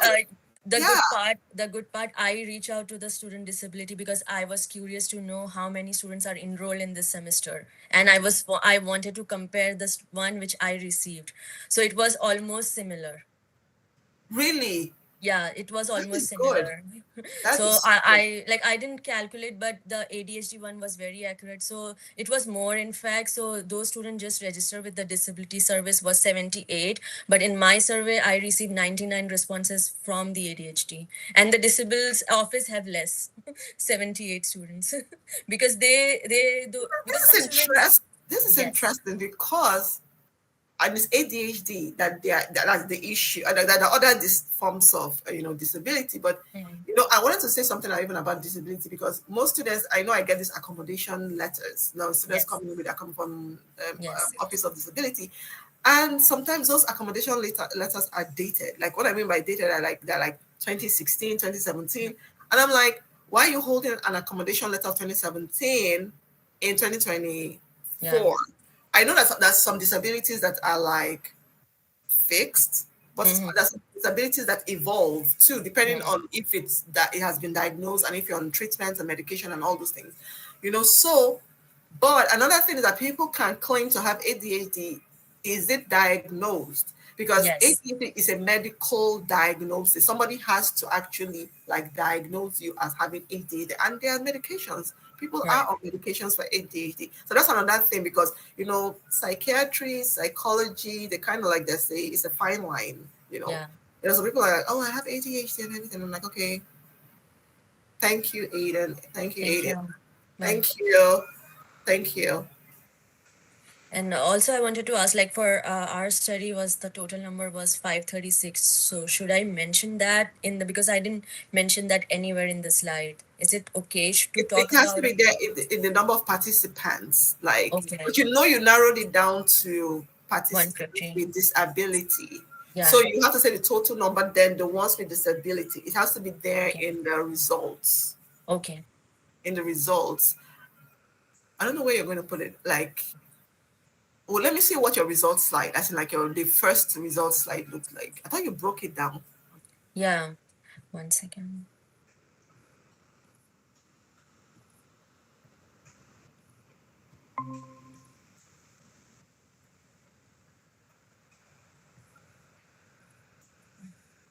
So it was just the sample size. I didn't mention anywhere that the Can you total. put it on slideshow? I don't know whether it's called slideshow on Apple or something, but that's what it's called at Microsoft. Okay, so you didn't mention. Oh, you Yeah. didn't mention the total. You said undergraduate students, graduate, Yeah. total passes. You didn't even mention the ones that had disability here. No, So you have that type of disability, but that is yes, not. but it's just among this Well, 150. you should have a total participant column, and then Okay. you have to have the total, then with disability, and then without disability. So you have to Okay. have the total, then disability, non-disability. Okay. Yeah, I have to Okay. have another one. Okay. All right. Well, your sample size, where's your sample size 150? So that's the disability. Yes.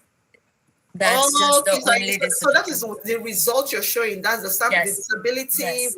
But you also then because if you're if that is the result you're showing, then you don't need to give us but it looks like The total number, because yeah, I just you just narrowed it only to the disability sample yes, size. You didn't give us, yeah. yes, So I don't think you need to give us the total, the grand total. Then yes, just stick, since you're talking about only the disability, yeah, yeah. yeah, just stick to that. That's Because 150. yeah, because Leave I it like think that. the Yeah, yeah, yeah, yeah. data.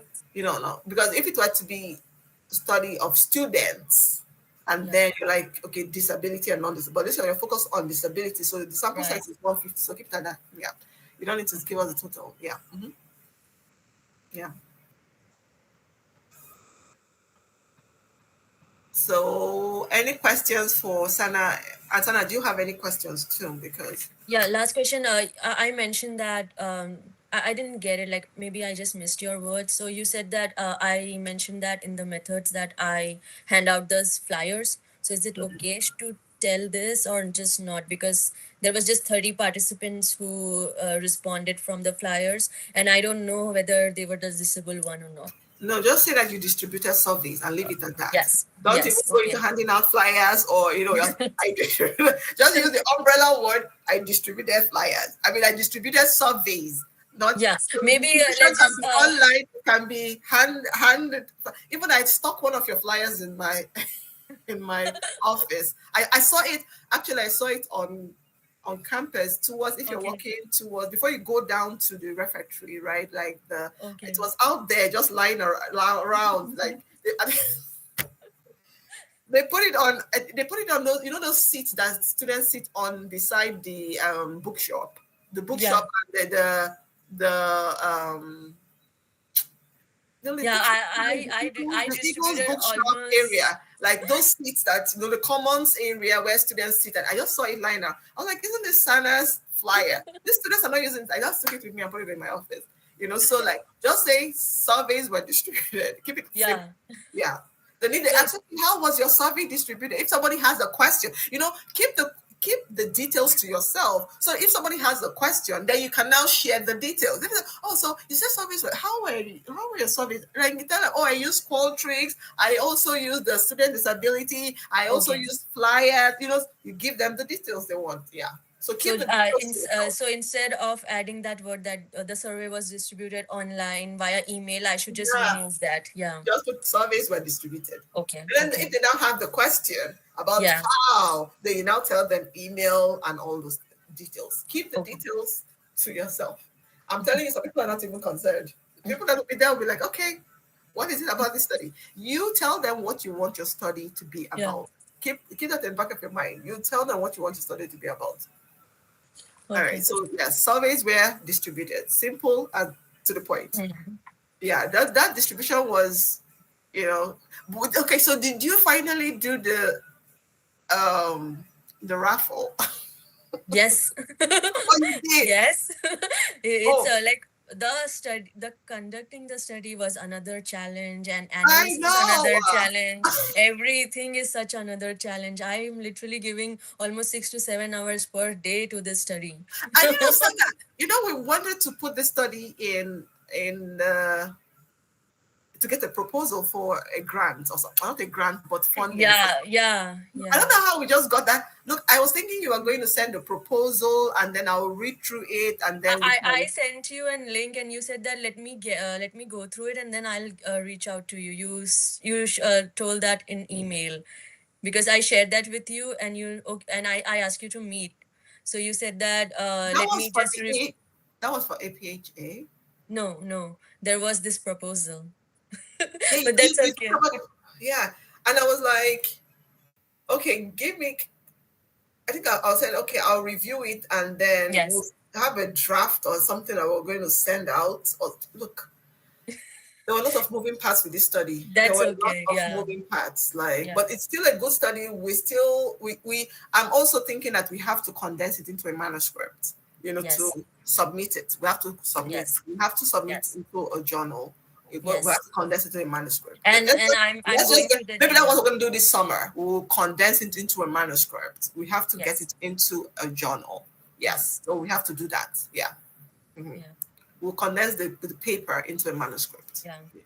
Yeah, many papers can be done with this study. Like we can just simply focus on the ADHD and then this other disability and all over the population. Like Well, I have so many I ideas. think the beauty of this study, especially, is the fact that you were looking at the disability aspect. Because Yes. the non-disability, I think there are a lot of studies out there with Right. non-disability, right? Right. But the disability aspect is the beauty of the study. That is the beauty of the study. And that Yes. is what will catch a lot of interest, especially with journals, Yeah. So yeah, we have to condense the disability Yeah. aspect because the capstone is disability. Yes. The capsule is Yes. actually the disability aspect. So good for you. So the capsule is the disability. So good for you. So we're going to like just condense the capstone into a manuscript. Yeah, I have that in my plan. Yes. No, we have to look for a journal. We have to look for a Yes. journal first and then look at the requirements for the journal before we now condense it into a manuscript to submit. Yeah. Yeah. That's what we'll do over the summer. Yeah, we can talk about this in summer. Yes, we have After to. our We'll class. do that summer. Yeah, because are you taking a summer class?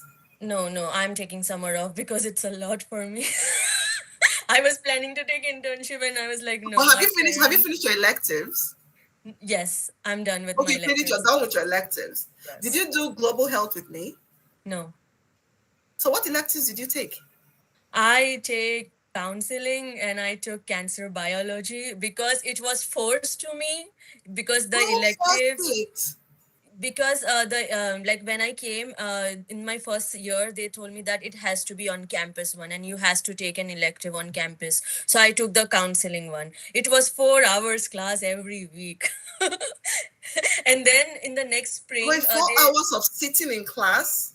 yes, 2 days was sitting in class and rest of the day was remote learning in front of the professor. And the other cancer biology class I took 4 hours sitting in the class per week.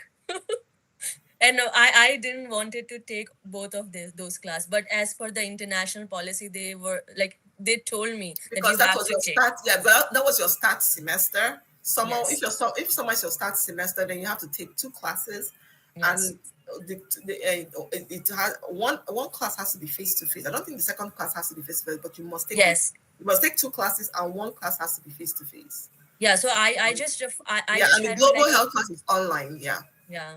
So like I just argue with them that I cannot take two. I cannot waste two electives in summer in my first year. So they Yeah. agreed and they told me okay, just keep one. But now they are forcing people just to take two class. Anyways, there's a lot of evolving going on with international students Yeah. and the program and how classes are going to be shaped. Um, but I'm surprised that you didn't take global health and you're in health promotion. You're in health promotion track. Yeah. Yeah. You should take global health. That is the only. Yeah, I wanted to take that only class. Yeah, that's the only health promotion. You should have taken the two classes. You would have taken one. You were taking global health, which is online, and taking one face to face. Maybe taking the counseling class or taking Yeah. the You say biology class that was Yeah. face to face that summer. I don't know how you took two Two classes outside the department. outside. Doesn't make any sense to me though. But anyways, a lot of things. All right. So who is next? Heber. Just Hiba. Hi. Yeah. Oh my goodness. Is that your daughter? Yeah, she is my daughter. Oh, she's so cute. Thank What's you. her name? Zara. Zara. Yeah. Okay. Zara. Zara, how are you? Hi. Hi, Zara. Is that your son? He wants to be Yeah, there. he's- Yeah, come in. Let's see him. How are you? You're good? Yes, this one looks like Hiba. Like Zara is so cute. Thank you. Thank you. How old is she? She is going, she is 19 months now. Yeah. Oh, she's a big girl. She's a big girl. Wow. Yeah. Zara. She's looking tired. No. She's like, no, I don't want to be here. I don't want to be here. She was screaming in the back, so now she wants to come. Now she Yeah. cannot go. What happened? Okay. She wants to Okay, sit here. carrying her, that's okay. I've had people that they're pets and I've had kids and all that. So that's Right. the beauty of online environment. I'm okay. I'm okay with Okay, that. okay. All So, right, okay, so I'll start my you're presentation. next. Yeah. 1 minute.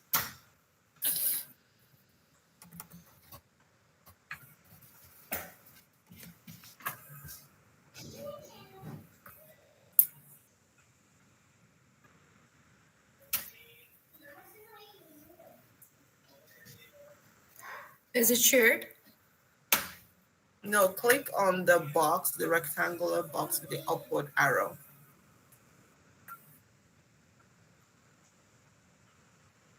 I did that. My laptop is working a little slow. So I think Uh, it's taking time to. click on the rectangular box. Sorry, sorry, sorry. Okay, okay, okay, okay, okay. What happened? Okay, okay. Ahead.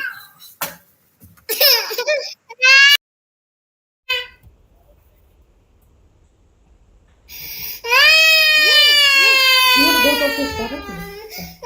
Jump. Take it off.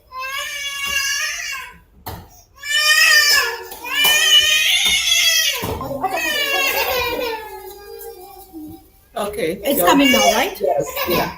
Then put it on slide view. Right. Okay. Right. Right. Okay. Okay, yes. I'll start now. So, hello everyone. My name is Seba Salman. Today I'm here to present on analyzing gender difference and alcohol use among college students. This is something little bit about myself. Sorry, give me a second. Yeah. Yeah. Give Let me me a give you a second, second. please. Calm her down because she's definitely not going to calm her. Yeah. Yeah, sure. Okay, give me a second.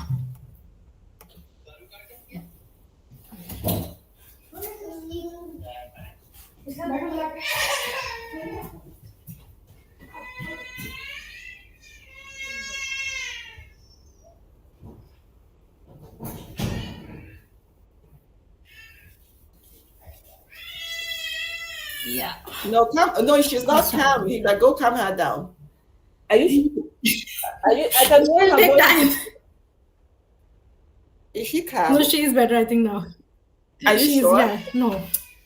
No, no, she is Go not. calm her down. Okay, okay.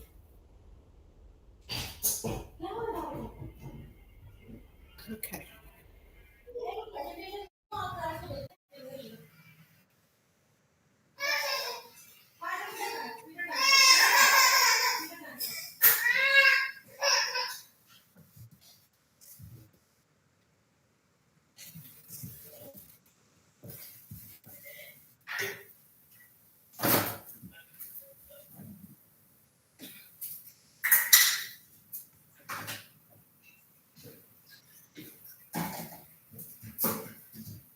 My another study had just 3 participants. Only 3? Yes. How is that possible? That's not a study. You have to. Yes. You can't do anything with that with 3 I participants. know. I'm so How are you scared going to because which other study is this? so it is the Pomodoro technique of the virtual study hall. So I conduct sessions virtually, and students come and I do the pre and post intervention survey, and then after that I will be conducting a qualitative interview. So far only It was 10 a mixed students study. make study, and Well, and then why it's don't you? Because if you're already getting 3 participants for the is it okay? So the 3, is it for the qualitative aspect, or I mean for the interviews, or for the quantitative? quantitative. Quantitative? No, that's not. Quali- That is not. Qualitative didn't start it yet. Qualitative No, no, part. no, no. You have to. 3 is not enough. It's not I even. It's not know. even a starter. It's not even. It's like I you're don't not have even. any data. Yeah, You I don't even don't have any know. data with 3. So what are you going to do? I don't know. I don't Or know. do you want to make it, because if this is the best you can get, 3, if you've kind of searched high and low and it's only 3 you can get, then maybe you just make it a qualitative study. Yeah. I don't know. Maybe I should just explain the method because I reach out to the symposium committee and I was like, I don't have any data. I should back off this study. I don't have any data. Which And which which symposium? Which study are you talking about again? The so second. Yes. You So have two my presentations. Oh, you say you have three. three. Huh? The third one How is many presentations do you have? Look, I know that you have two in that section, in the section of well-being on campus or something. Campus yes, and wellness or campus yes, and well, well-being on campus. I don't know. Campus and something. I think the moderator is I think the dean, and Yeah, then you have somebody from linguistics there, and then you have one of our faculty that are Dr. going Magnus. Yeah, to discuss that section, right? You have two presentations in that section. You have the study you did with Dr. What Teacherski. Chicheski. I know that study. I've already seen the abstract and everything. So which one are you saying doesn't have data? Yeah, that one. The Chicheski study? Yeah, it Really? doesn't have any data Then how come you put it in there? because it just started on April 7. It started very late because of the IRB. I submitted both the I approval with know. the same time and Oh, sleep sometimes I same sleep time got at the sleep. approved, and Yes. then the Chicheski did not get. So why didn't that one get approved? I don't know. They just took so much time. 3 weeks. It approved after 3 weeks, and I just started like in 1 week when it got approved. So it's hard, but it's You a can't. good study. I It's don't think. such a good. Yeah, but what are you going to present? I don't know. I just talked to the advisor, the STEM advisor, and he suggested me that just explain the method part. And then I'm just trying to connect the sleep one because sleep has some procrastination questions, and many students like mark the yes. So I will just connect both of them, like some findings from the sleep one and No, relate. you don't. No, you don't want to do that. You don't want to do that, Sana. You don't. No, you don't. Because people are going. If people are attentive, if they will be attentive, I don't know how attentive they are. They might pick it. So I you really know. don't want to start cross stuff. Yeah, just one question, just one about the procrastination to explain the background, like how I did in the sleep one to pick the student health behavior survey and explain the background that just the sleep duration was 50% less than 6 hours. So I will just pick that one question about procrastination from the sleep study. Like out of 536 students, 400 reported procrastination, so that's the reason I got this idea to came because this study is about reducing procrastination. So Let's, let, I let, haven't started the presentation yet. oh, yeah. So I I am just still stuck with the sleep one, and I plan to do it by this Sunday, so I have time to prepare. Right. You really have a lot on your plate right now because I can't Yes. believe that you don't have data for that second one. Yes. So I have like it's a complex study, but it's like first we have a registration form, and then if the student register, we will send them a consent form of participating in the study, like the pre and the post survey. So I have around 30 registrations. So and the registration form have some questions about the stress and the procrastination. So I will just use that, and then I will just use the pre-survey. Pre-survey has 20 responses, but those are mixed response because we do every week pre and post intervention every week. And at the end, we will try to analyze the students who came 3 times or 2 times or 1 time. Okay. All right. Let's have this conversation. Let's Hiba present, and then we'll have Yes. some conversations Yes. after the Hiba's Yes. presentation. Let's have this conversation Yes. after Hiba's presentation because there's a lot. There's a lot, and like I don't want you to start feeling overwhelmed before by next, because we're talking about next Friday. By this time, everything will be done. All right. So let's just listen to Hiba's, and then we can. All right. So Hiba, this is like NEIU Yeah, the template. PowerPoint template. Okay. This is good. Yes. It's like Sana, you didn't see this. Like even yourself and Hayden didn't see. This is really like maybe this is what they want you students to use. Maybe they want you students. I know that the student last year did not use any, but this is a good. I don't know. Yeah, it's available online. It's available online. I'm just saying, Sana, Yeah. this you want to use Yeah. it. All right, let's go. Okay, I'll start. Okay. Hello, everyone. My name is Hiba Salman. I'm here to present on analyzing gender difference in alcohol use among college students. This is a little bit about myself. I am doing my Master's of Public Health. This is my last semester at NEIU for my master's program, and I'm doing my concentration in health promotion. Before that, I have done my bachelor's in interdisciplinary studies from NEIU, and before that, I have done my bachelor's in dental surgery from University of Karachi, Pakistan. I recognize Dr. Meljek as my research supervisor. She is Associate Professor of Physical Education, Teacher Education at Northeastern Illinois University. So for today's presentation, the agenda will be following as first, I'm going to discuss about the literature review. About the Okay, literature review. so since you're the last person, I can freely move in and out of your presentation, right? Because you're the last. So let me start. I don't need to wait till you finish. Or Yeah. okay, let me time you and Okay. then finish, then we can weave in and out. But I was thinking it's your last person, so I can just kind of start giving you feedback with each slide. Which do you prefer? Do you want to go through it, or do you want me to give you feedback with each slide? I think let's do with each slide. Okay, instead of going through it. You don't want to Yeah. please time yourself. Okay, cool. All right. So Because I don't let my daughter start crying again. let's just do it now. I get it Yeah. over with. Yeah. All right. Oh my Yes. goodness, you just threw your daughter under the bus, right? I'm like, be the reason. All right. She Okay. is. So Yeah. right now, let's go to the first. Let's go to the first slide. Let's go to yes. Okay. Okay. No, this is okay. This is This fine. Okay. this is fine. Now the second slide, you really do not need to. Yeah.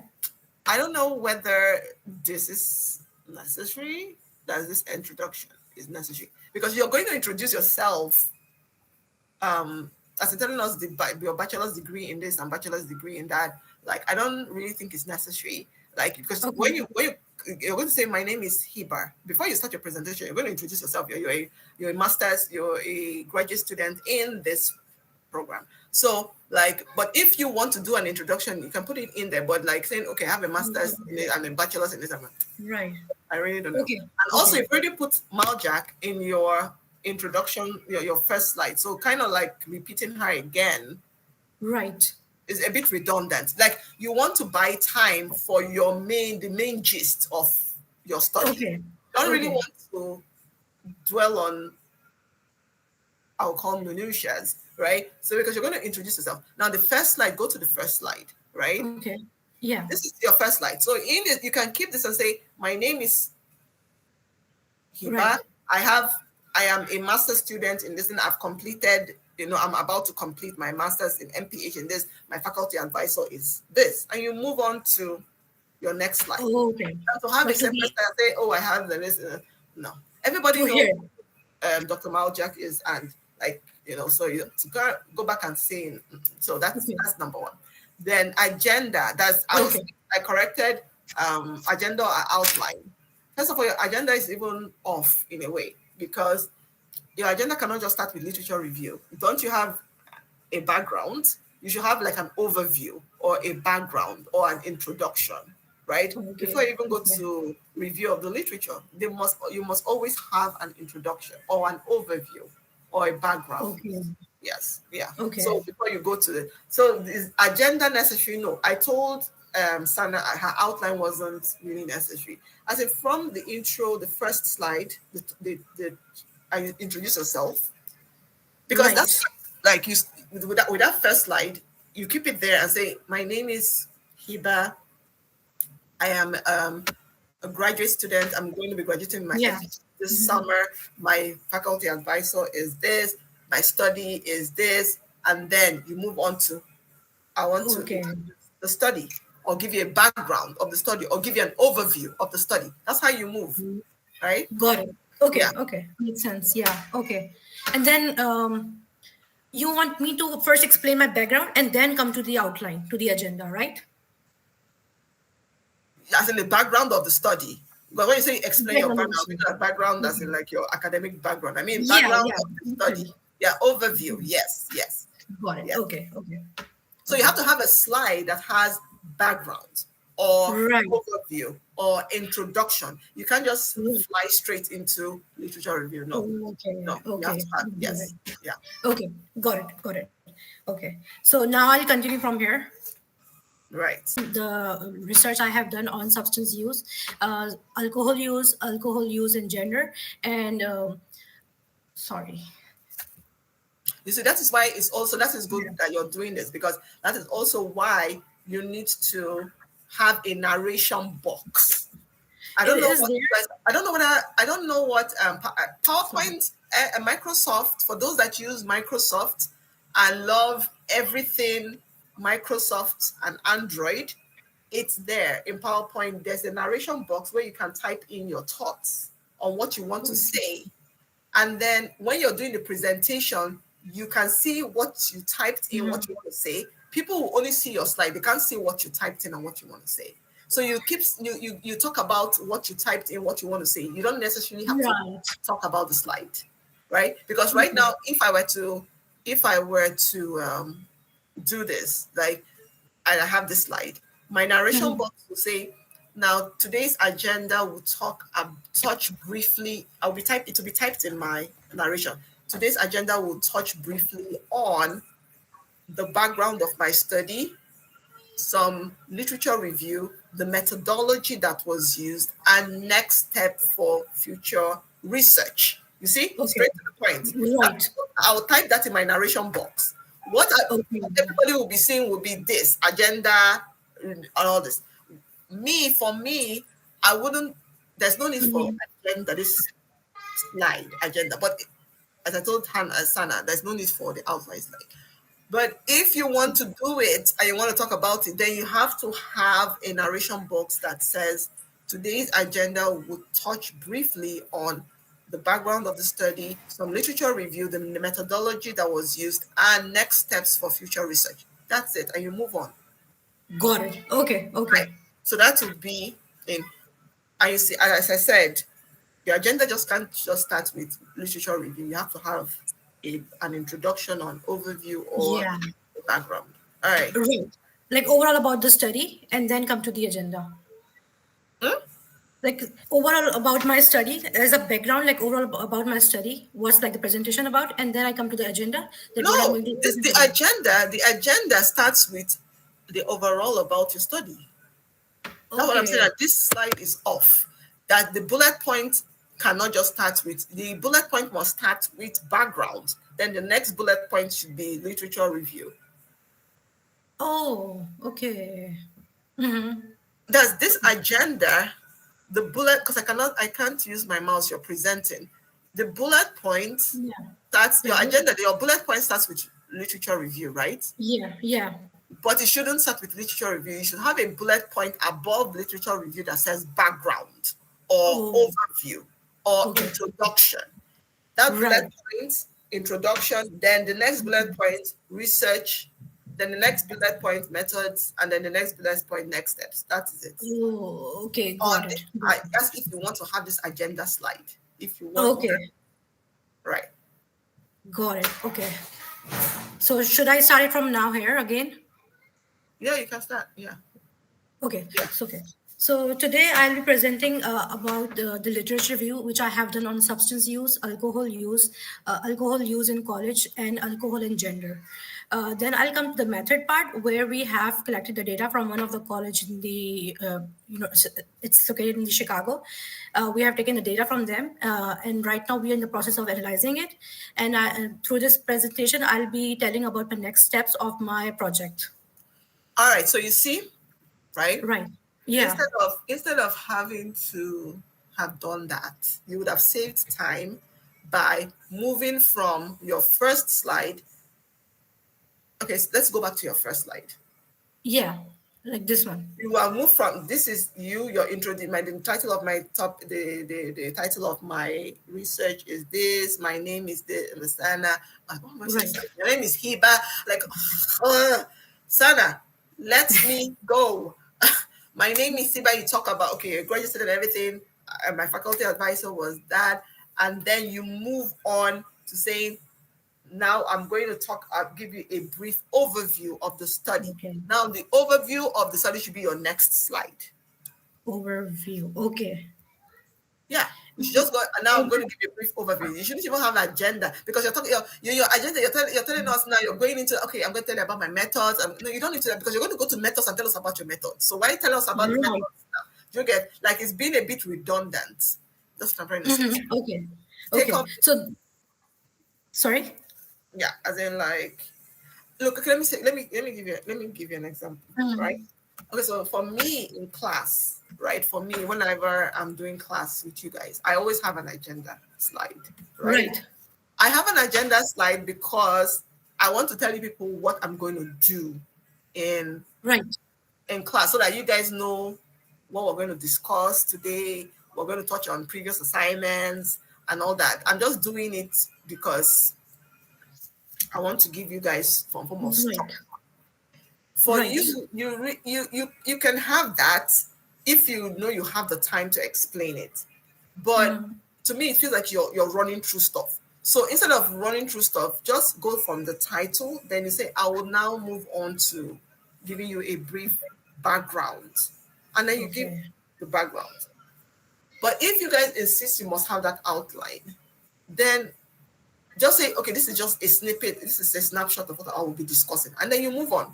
You mustn't say, oh, I'm going to be discussing methodology. I'm going to be discussing this. No, just say, this is a snapshot of what I will be discussing today. And then move on. If you really want to have that outline, right? Just say, this is what I'm going to be discussing. Don't say, I'll be discussing methodology. Then I'll go on to discuss my literature review. And I'll go on to discuss, no. Yeah. This is what I'll be discussing. And then you move on, right? If you want to have that outline or agenda slide. It's not like also applied to you if you really want to have that outline, you know. So I was at the orientation. They had some orientation for the symposium yesterday. Cool. So they suggested that it's good to have an outline. That's the reason I added that slide. Okay, cool. If they say, please, please, please. Why didn't you say that? Did Aiden have an outline slide? Yeah, I know he didn't. Okay, and I don't know whether he was there for the orientation. Okay, so, but they send the recording version to every student who is the presenter. So all of like even Aiden have received the recorded version. You will have it. Okay, so if they're saying you guys should have, and please do whatever they're saying. Do whatever they're saying you guys should have. So if they're saying have an outline, put an outline. What I'm trying to say is that don't go into unnecessary details in your outline that you would also repeat. You would also repeat in the main slides, right? Just say this is going to be an outline of what I'll be discussing, or this is a snapshot of what I'll be discussing, and you move on, right? People will see what snapshot is, right? Instead of saying, okay, I'm going to be discussing the background of my study, and then I'll also tell you about my methodology that I used, and then no, you don't need to explain that. Just say this is the snapshot of my study, and then or what I will be discussing today, and then you move on to the next slide. Okay, makes sense. Okay, so the next slide is.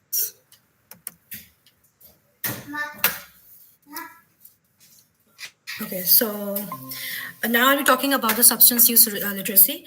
Today, the substance we are talking about are not the one we use in the chemistry lab. It will be about the substances which are sold over the streets. And my targeted population is college students. Over the years, it have been seen globally that the college students are more interested in using different type of drugs. The most common drugs are alcohol, tobacco, cannabis, and opioid. Because of the usage, it's now considered as mental health crisis because people are taking these drugs because of the provoke of anxiety, depression, and stress in their body because of some of their social problems or their physical problems. Because of this, it's considered as a public health issue where public health workers have to work more on it. This is the statistics I have taken out from the 2017. It's a project known. It's called Project Known. It clearly shows that alcohol have been treated more than half, like 52.87%, instead of other substances which were being treated less in proportion. The reason because of treatment of alcohol, people are taking more treatment is because that they are facing different kind of mental health problems and physical health problems, and that means they are going to for the treatment. Then I come to alcohol use literacy. alcohol is the substance which is like used overall in the world, very like in a big proportion, because it's something people start taking to Okay, be so adopted. let me come in here, right? Because I'm coming in. You said I should feel free to come in and critique with this. Yeah. Okay, so the thing now is that you had an outline, right? You had an agenda, and Yeah. the first thing on your agenda was review of the literature, and then your that's the first thing that was on your agenda. But the thing like your topics, your subheadings has nothing to do with review of the literature. So this alcohol literacy, substance abuse literacy, are they all part of the review of the literature? Yeah. So you have to actually put it in there. You have to put it because you gave us an agenda, mind you. Yeah. Agenda, and like the first thing on your agenda was review of literature. So you have to put it in there, review of the literature, then in brackets, alcohol literacy, review of the literature, substance abuse literature in brackets. So you have to let us know that you're going by the outline or by the agenda you spelled out. Yeah. Do you get what I'm saying? Okay. Yeah. So you mean like substance use literature review like that? Maybe? No, literature review. Let's go back to your slides. Okay. Share your slide.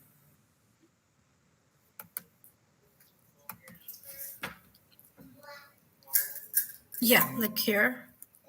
Okay, so go back to the second slide. Go back to your second slide. That's your agenda slide. Or your third slide was the agenda slide. Slide. Yes, so your agenda. This one? Yes, this one. So your agenda says number one thing you're going to talk about is a review of the literature or literature review, right? So go to the next slide. Go to the fourth slide. Mm-hmm. So here it says substance use literacy. Nobody knows what that means. Is it part of the review of the literature, or is it an introduction to your topic? Like, we don't know what is substance use literacy. Like, is it part of the review? Even though I see a citation here, which in my mind I feel is a review of the literature, but to other people. So what I'm saying is that here you have to put review of the or literature review, and then in bracket substance use literacy. Because that's what your agenda. Because that's why it's also good. So that's why also that's another thing about having an outline agenda. You have to keep with the thing you put on your agenda, so that people kind of can see what you're saying. So you said literature review. So literature review, and then in brackets substance use literacy. Okay, got it. Okay, like literature review big, and maybe substance use subheading. Yeah, subheading, because that is what your agenda is. That's how, because even though I know it's a review of literature, but like, then the next thing is, I think said alcohol. Statistics. So for statistics, should I write something like this is also like a literature review? So because this is literature review, yes, because this is literature review, yeah. So it's going to be literature review, then most treated substances. Yes. Okay. Or you can say most treated substances and in bracket literature review. However you want to play around it, but let them know this is part of the literature review in your agenda. Like, because they know when you move from literature review to methods. Right. Yeah. Okay, makes sense. Okay. Because you're going to put a head in methods for them to know it is the methods you're talking about. Yeah. When it comes to that slide, yeah. Okay. And here also the same way, like literature review, and then alcohol use. This is a review of the literature, yeah. Right. Okay. So, I'll start this again. So, alcohol is the most common substance used around the world. It is said that most of the people are using alcohol when they want to be socially adaptive in the environment. They started as a social circle. First, they start taking in the social circle, and then they are more prevalent to become make it as a. This disorder is very dangerous. It's impact their social and physical life. It have been seen through the research that a lot of alcohol is like they are more used in the in highly income countries like USA. With my also experience, I would say, like, I belong from Pakistan. I have seen alcohol is illegal there. People are using it socially, but it's in the less proportion because Pakistan is a developing country. I moved to United Arab Emirates. Over there, I have again seen the alcohol use was very common in social circles. It was common there because I think that's the reason it's more used in the wealthy countries. And then I came here to the US. Again, I have seen that alcohol usage is very much like it's in a good amount. because maybe that's the reason it's more common in high income countries. Then because of the usage of the alcohol, it affects a lot of disabilities, like lifelong disabilities and lifelong illnesses, and due to which people can, like, for example, they can have a liver cirrhosis, Okay. chronic liver cirrhosis. All right. So I'm going to cut in here. I'm going to say this, right? You definitely need to have a narration box. You have to have, I don't know, are you using Microsoft PowerPoint presentation? Yeah, You're using it's a Microsoft, Google one. yeah?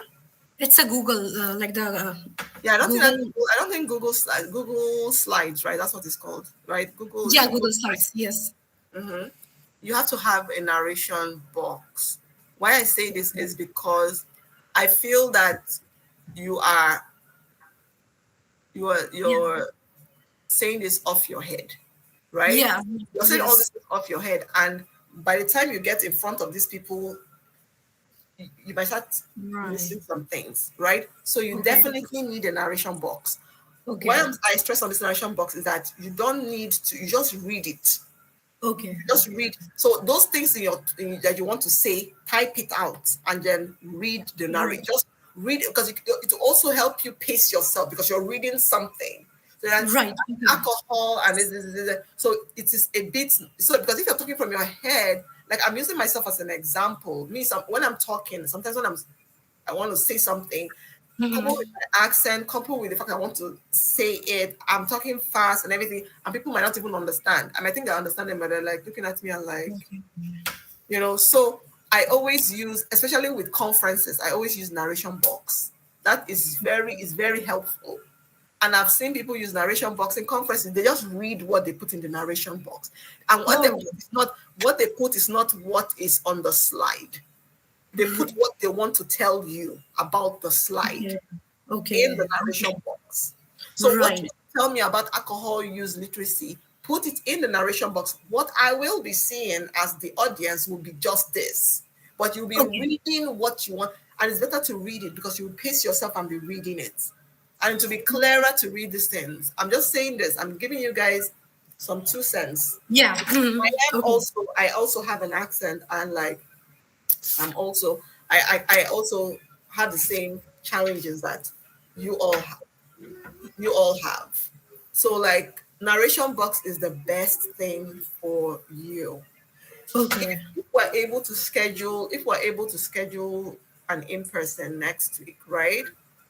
And then you guys come in Mhm. with the more presentation, I will show you how the narration box, because the Microsoft, if you can actually use Microsoft, transfer this to Microsoft PowerPoint. You just need to copy and put it onto Microsoft PowerPoint. You will see the narration box.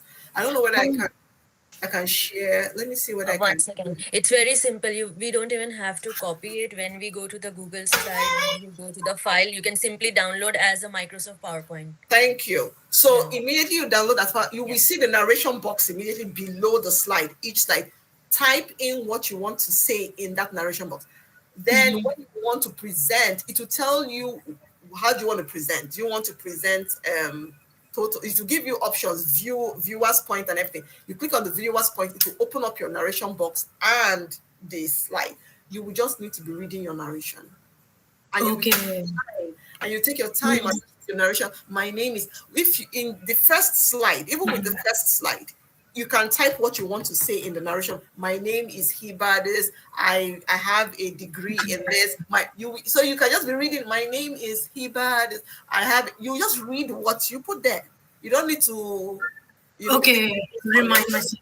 because when you start Okay. thinking things like, look, it happens to me, and I'm saying it because we're multilingual. Yeah. English is Yeah. not it's my primary Yeah. language of communication, but it's not Yeah. my only language of communication, right? So I'm Yeah. multilingual. So sometimes you're trying to express yourself, and it's like other dialects coming to your head, and you're like, no, I want English right now, Yeah. So Yeah.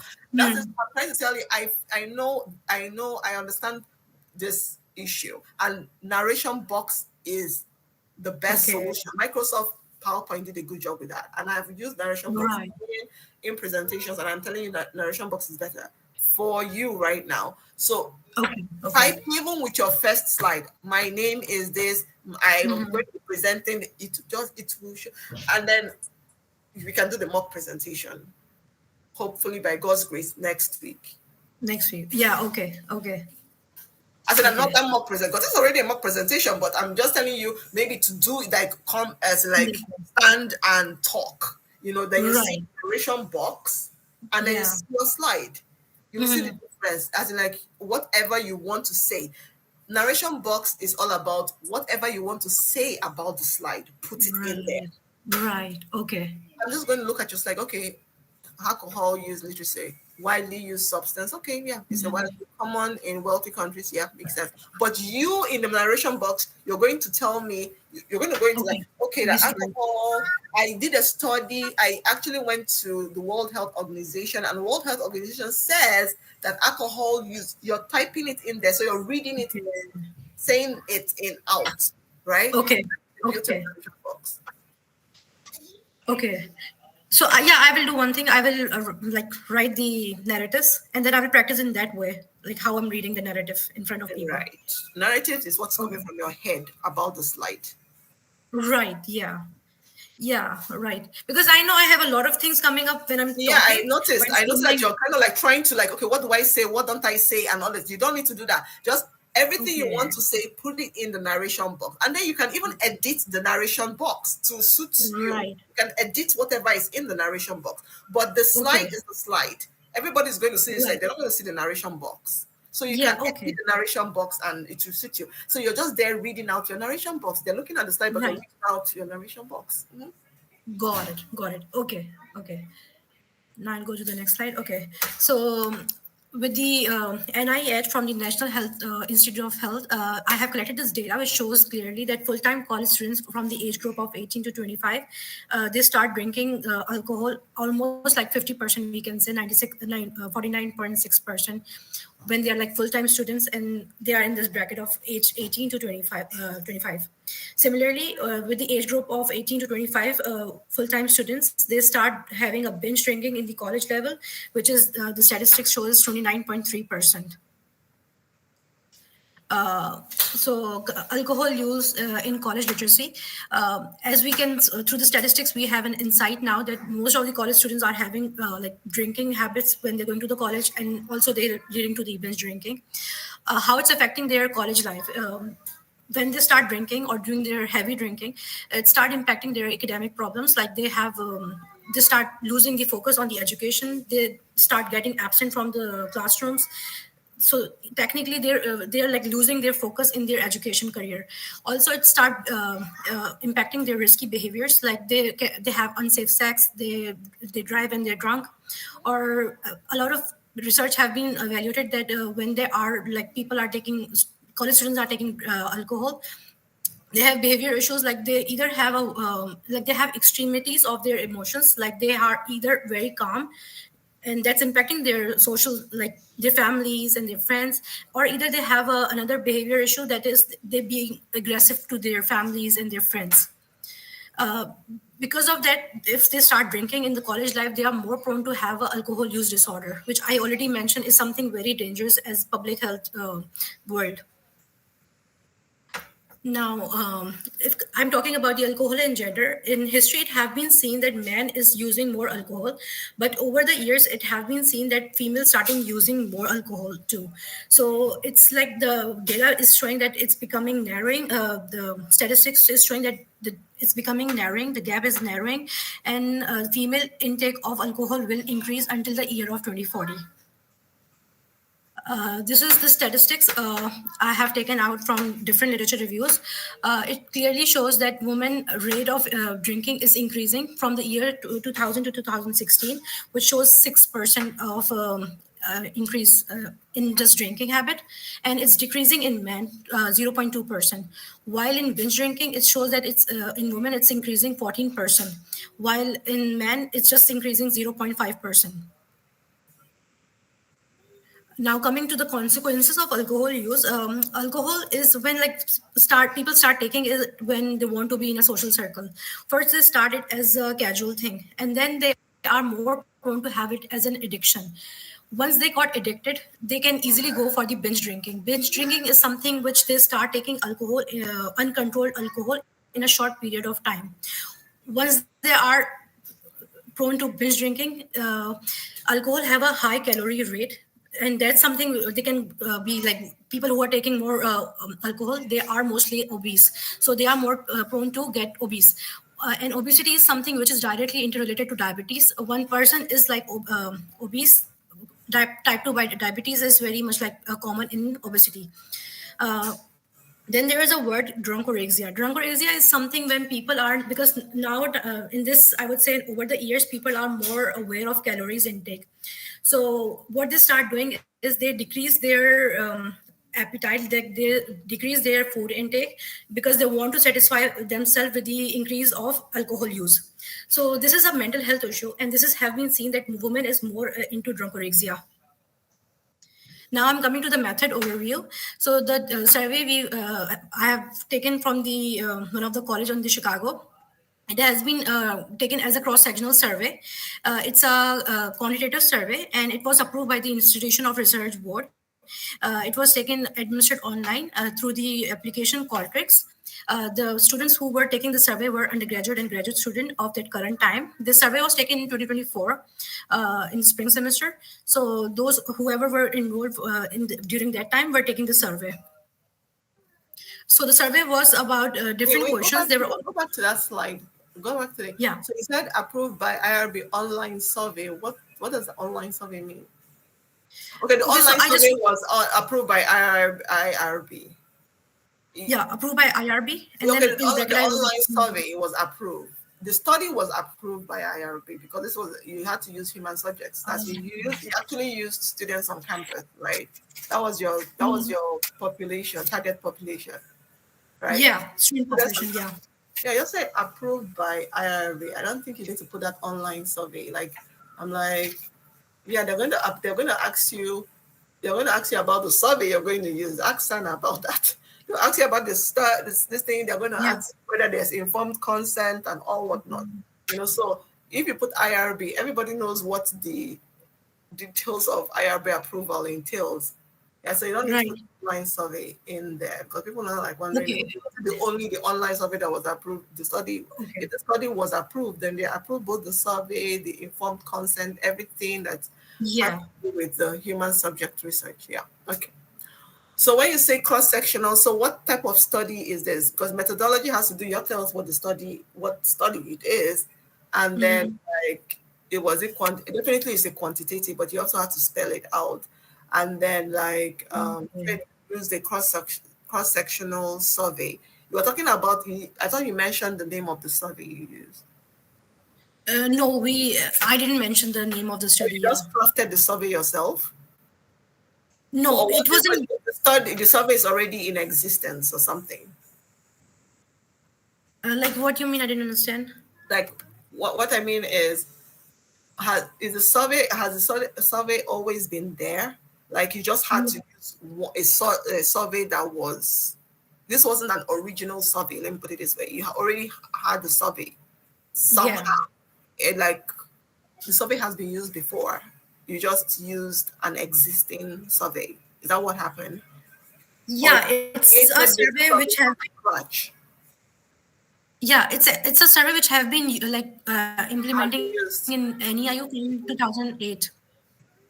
Oh, it was used in NEIU. It has been used before. This survey has been used before. Okay, so it's already existing. It's being used from over the years, but like they make some changes and then they start doing it. Yeah. Okay, so first of all, you must say the nature of the study, and then a cross-sectional, whatever the name of the survey is called. Is it alcohol awareness survey? Like whatever that survey is. I don't know. It has to have a name. Is the name of the survey called cross-sectional survey? Because cross-sectional survey sounds to me like that was the study that was done. It was a cross-sectional study. Survey, right. Alcohol use. So it's a cross-sectional study, right? A quantitative cross-sectional study. Then what survey? Then it was approved by NEIU IRB, and then the survey that was used was the alcohol awareness survey, whatever the name of the survey, Yes. and then it distributed amongst undergrads and grad students. Yeah. That's how you put this method, because you say undergraduates and grads. What does that mean? Like, you have to say distributed amongst undergrads. Okay, distributed. Then Okay. approved by NEIU IRB, remove the online survey. Then it was a cross section. Actually, we don't want to tell about the NEIU, or we just want to make it anonymous. What do you want to make anonymous? Like in the methods, like the idea is not to tell about NEIU. We just want to show that it's Why? This is anonymous. already, who approved it? Wasn't it NEIU IRB? It is, but yeah, I don't know why they wanted to make it anonymous. Oh no, sorry. So Yeah. I don't know, but like, okay, so Yeah. who wants to make it anonymous? Your Like Dr. Melzik and Dr. Ball both's idea that we should make it like not telling you the don't name of want the it to be student. NEIU. Okay, just want Yeah, it to be IRB approved. Whether it was Yeah. approved by IRB, okay, I'm right. Yeah, that's why in the beginning I will tell that this is taken in know- one of the college in the Chicago. That's all I will say. Yeah.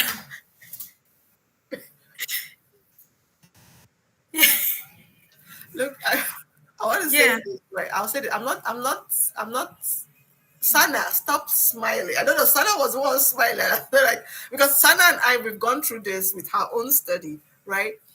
We have to put in Sana's study. We put the NEIU. NEIU gave us some time with that, so we have to identify. It was NEIU, and it was campus. So I don't see anything akin to. But let me play devil's advocate here, because it could be double-edged, right?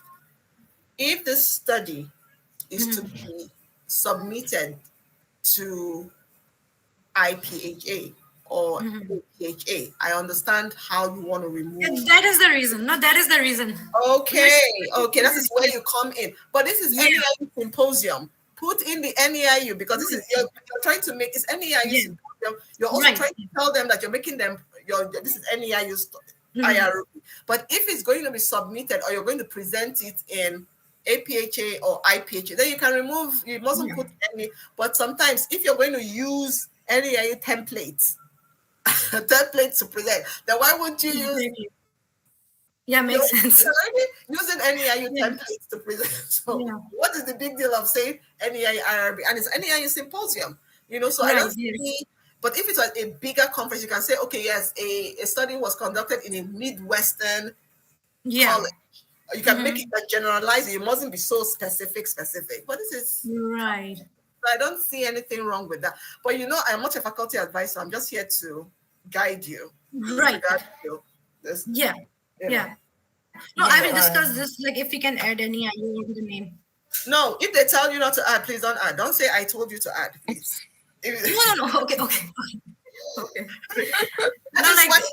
Hiba, you can see the gray area between your capstone and this independent study, because if it's not your capstone, I could tell you things to do and not to do. But right now, my hands are a bit tied, because you're saying it's a different advisor. So just giving you advice for the conference, for the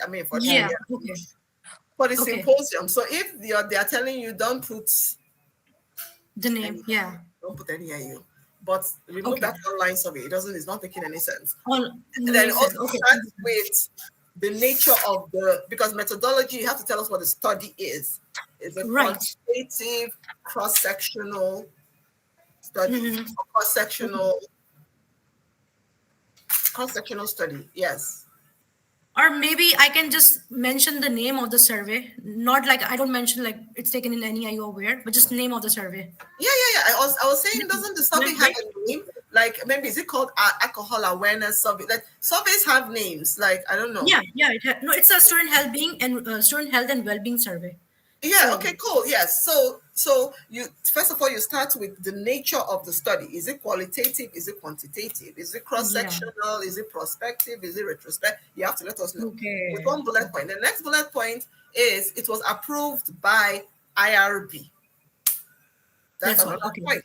Then the next point is the student wellness was distributed. That the study used what's it called? Student health. Student Yeah, health behavior and yeah, well-being was service. distributed. Just put it that way, right? Okay. And it was distributed amongst undergrad and graduate students on Okay. campus. You must put Right. it was distributed among undergrad and graduate students on Yes. campus. Or Got was it. it online? It was online. Yeah, through Qualtrics. Okay, so it was distributed to undergrad and graduate Yeah. students in that college, in that Midwestern college that we Midwestern all college. know is NEIU. But like, Yeah. you guys are not going. Let's continue. Let's continue, please. Let's continue. Okay. Continue. Yeah. Okay, so the survey was divided into different questions, but the subheadings were like substance use. Substance use, we were collecting the data about tobacco, alcohol, cannabis. There were other also substances used. They were mentioned about the other substances too. But then there were also questions about executive functioning, knowing about students' ADHD problem, knowing about their long-term memory and how they manage their task while they're studying, and questions were related to about their sexual health, like if they're using condom while having sex, or if they are vaccinated to HPV vaccine. Then there were also questions about the campus adaptability, how much they feel belonging to the different departments and the facilities provided by the university.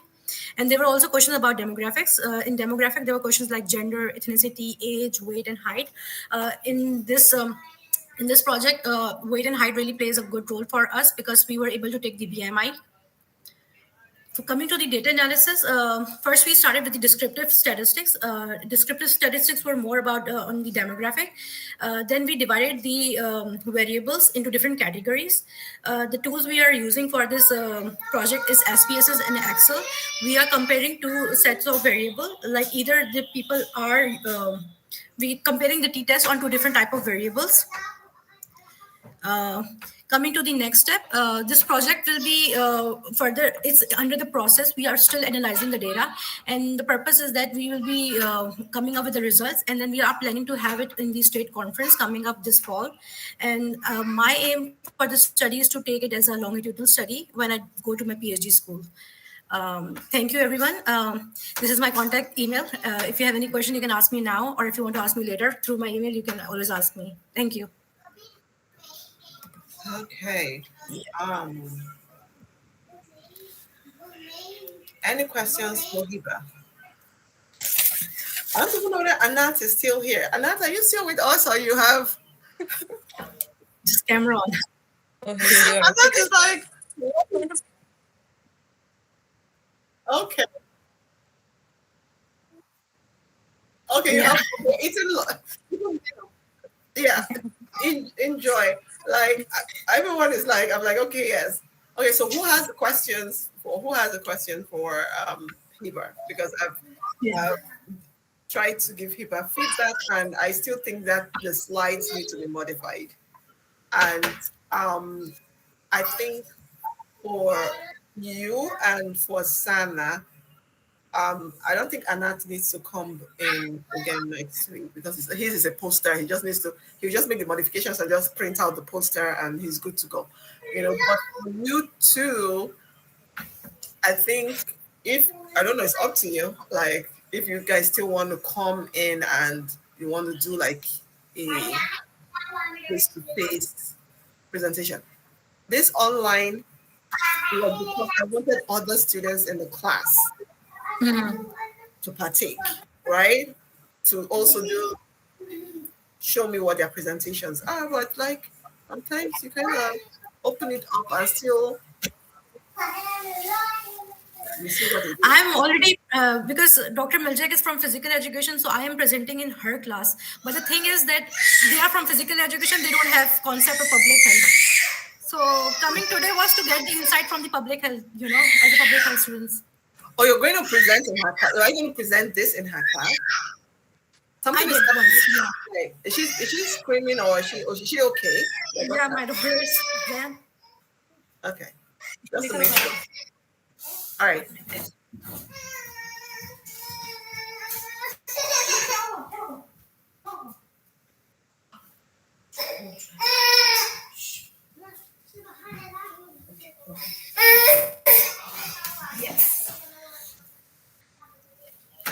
Okay.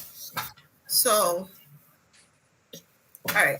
So, anyone have any question for Hiba? Let's start with that.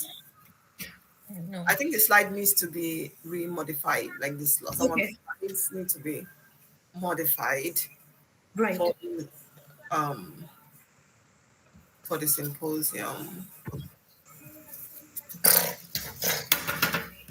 It's a bit it's straight to the point, but you have a lot of information that you want to get out there that I believe that you need a narration box for. Uh, so if you're presenting in her class, what are you presenting in her class for? It's not like she's going it's for grades or anything. Are you taking a class? Sorry? Are you taking a class in physical education? No, I'm not taking. Like, she takes different classes, so I was presenting in her class, like in front of her class.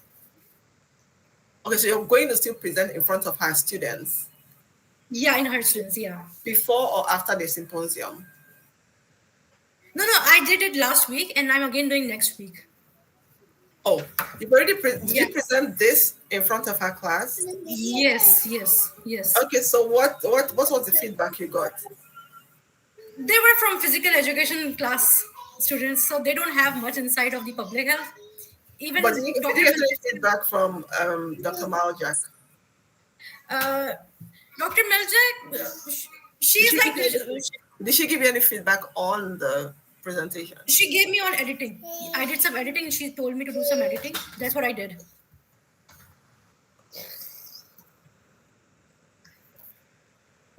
And she's good with this you have right now. Yeah, she didn't say No, anything. what I don't want to do is I don't want to tell you to do stuff because on the slides when you already have feedback from your faculty advisor, so it's like me overriding or No, overreaching. that's why. Not, I asked her. That's why I came for this capstone because she wants us like you are a public health professor, so she wants insights from like as a public health professor. What do you think we should have more? no, it's really not even the public health aspect. It's actually just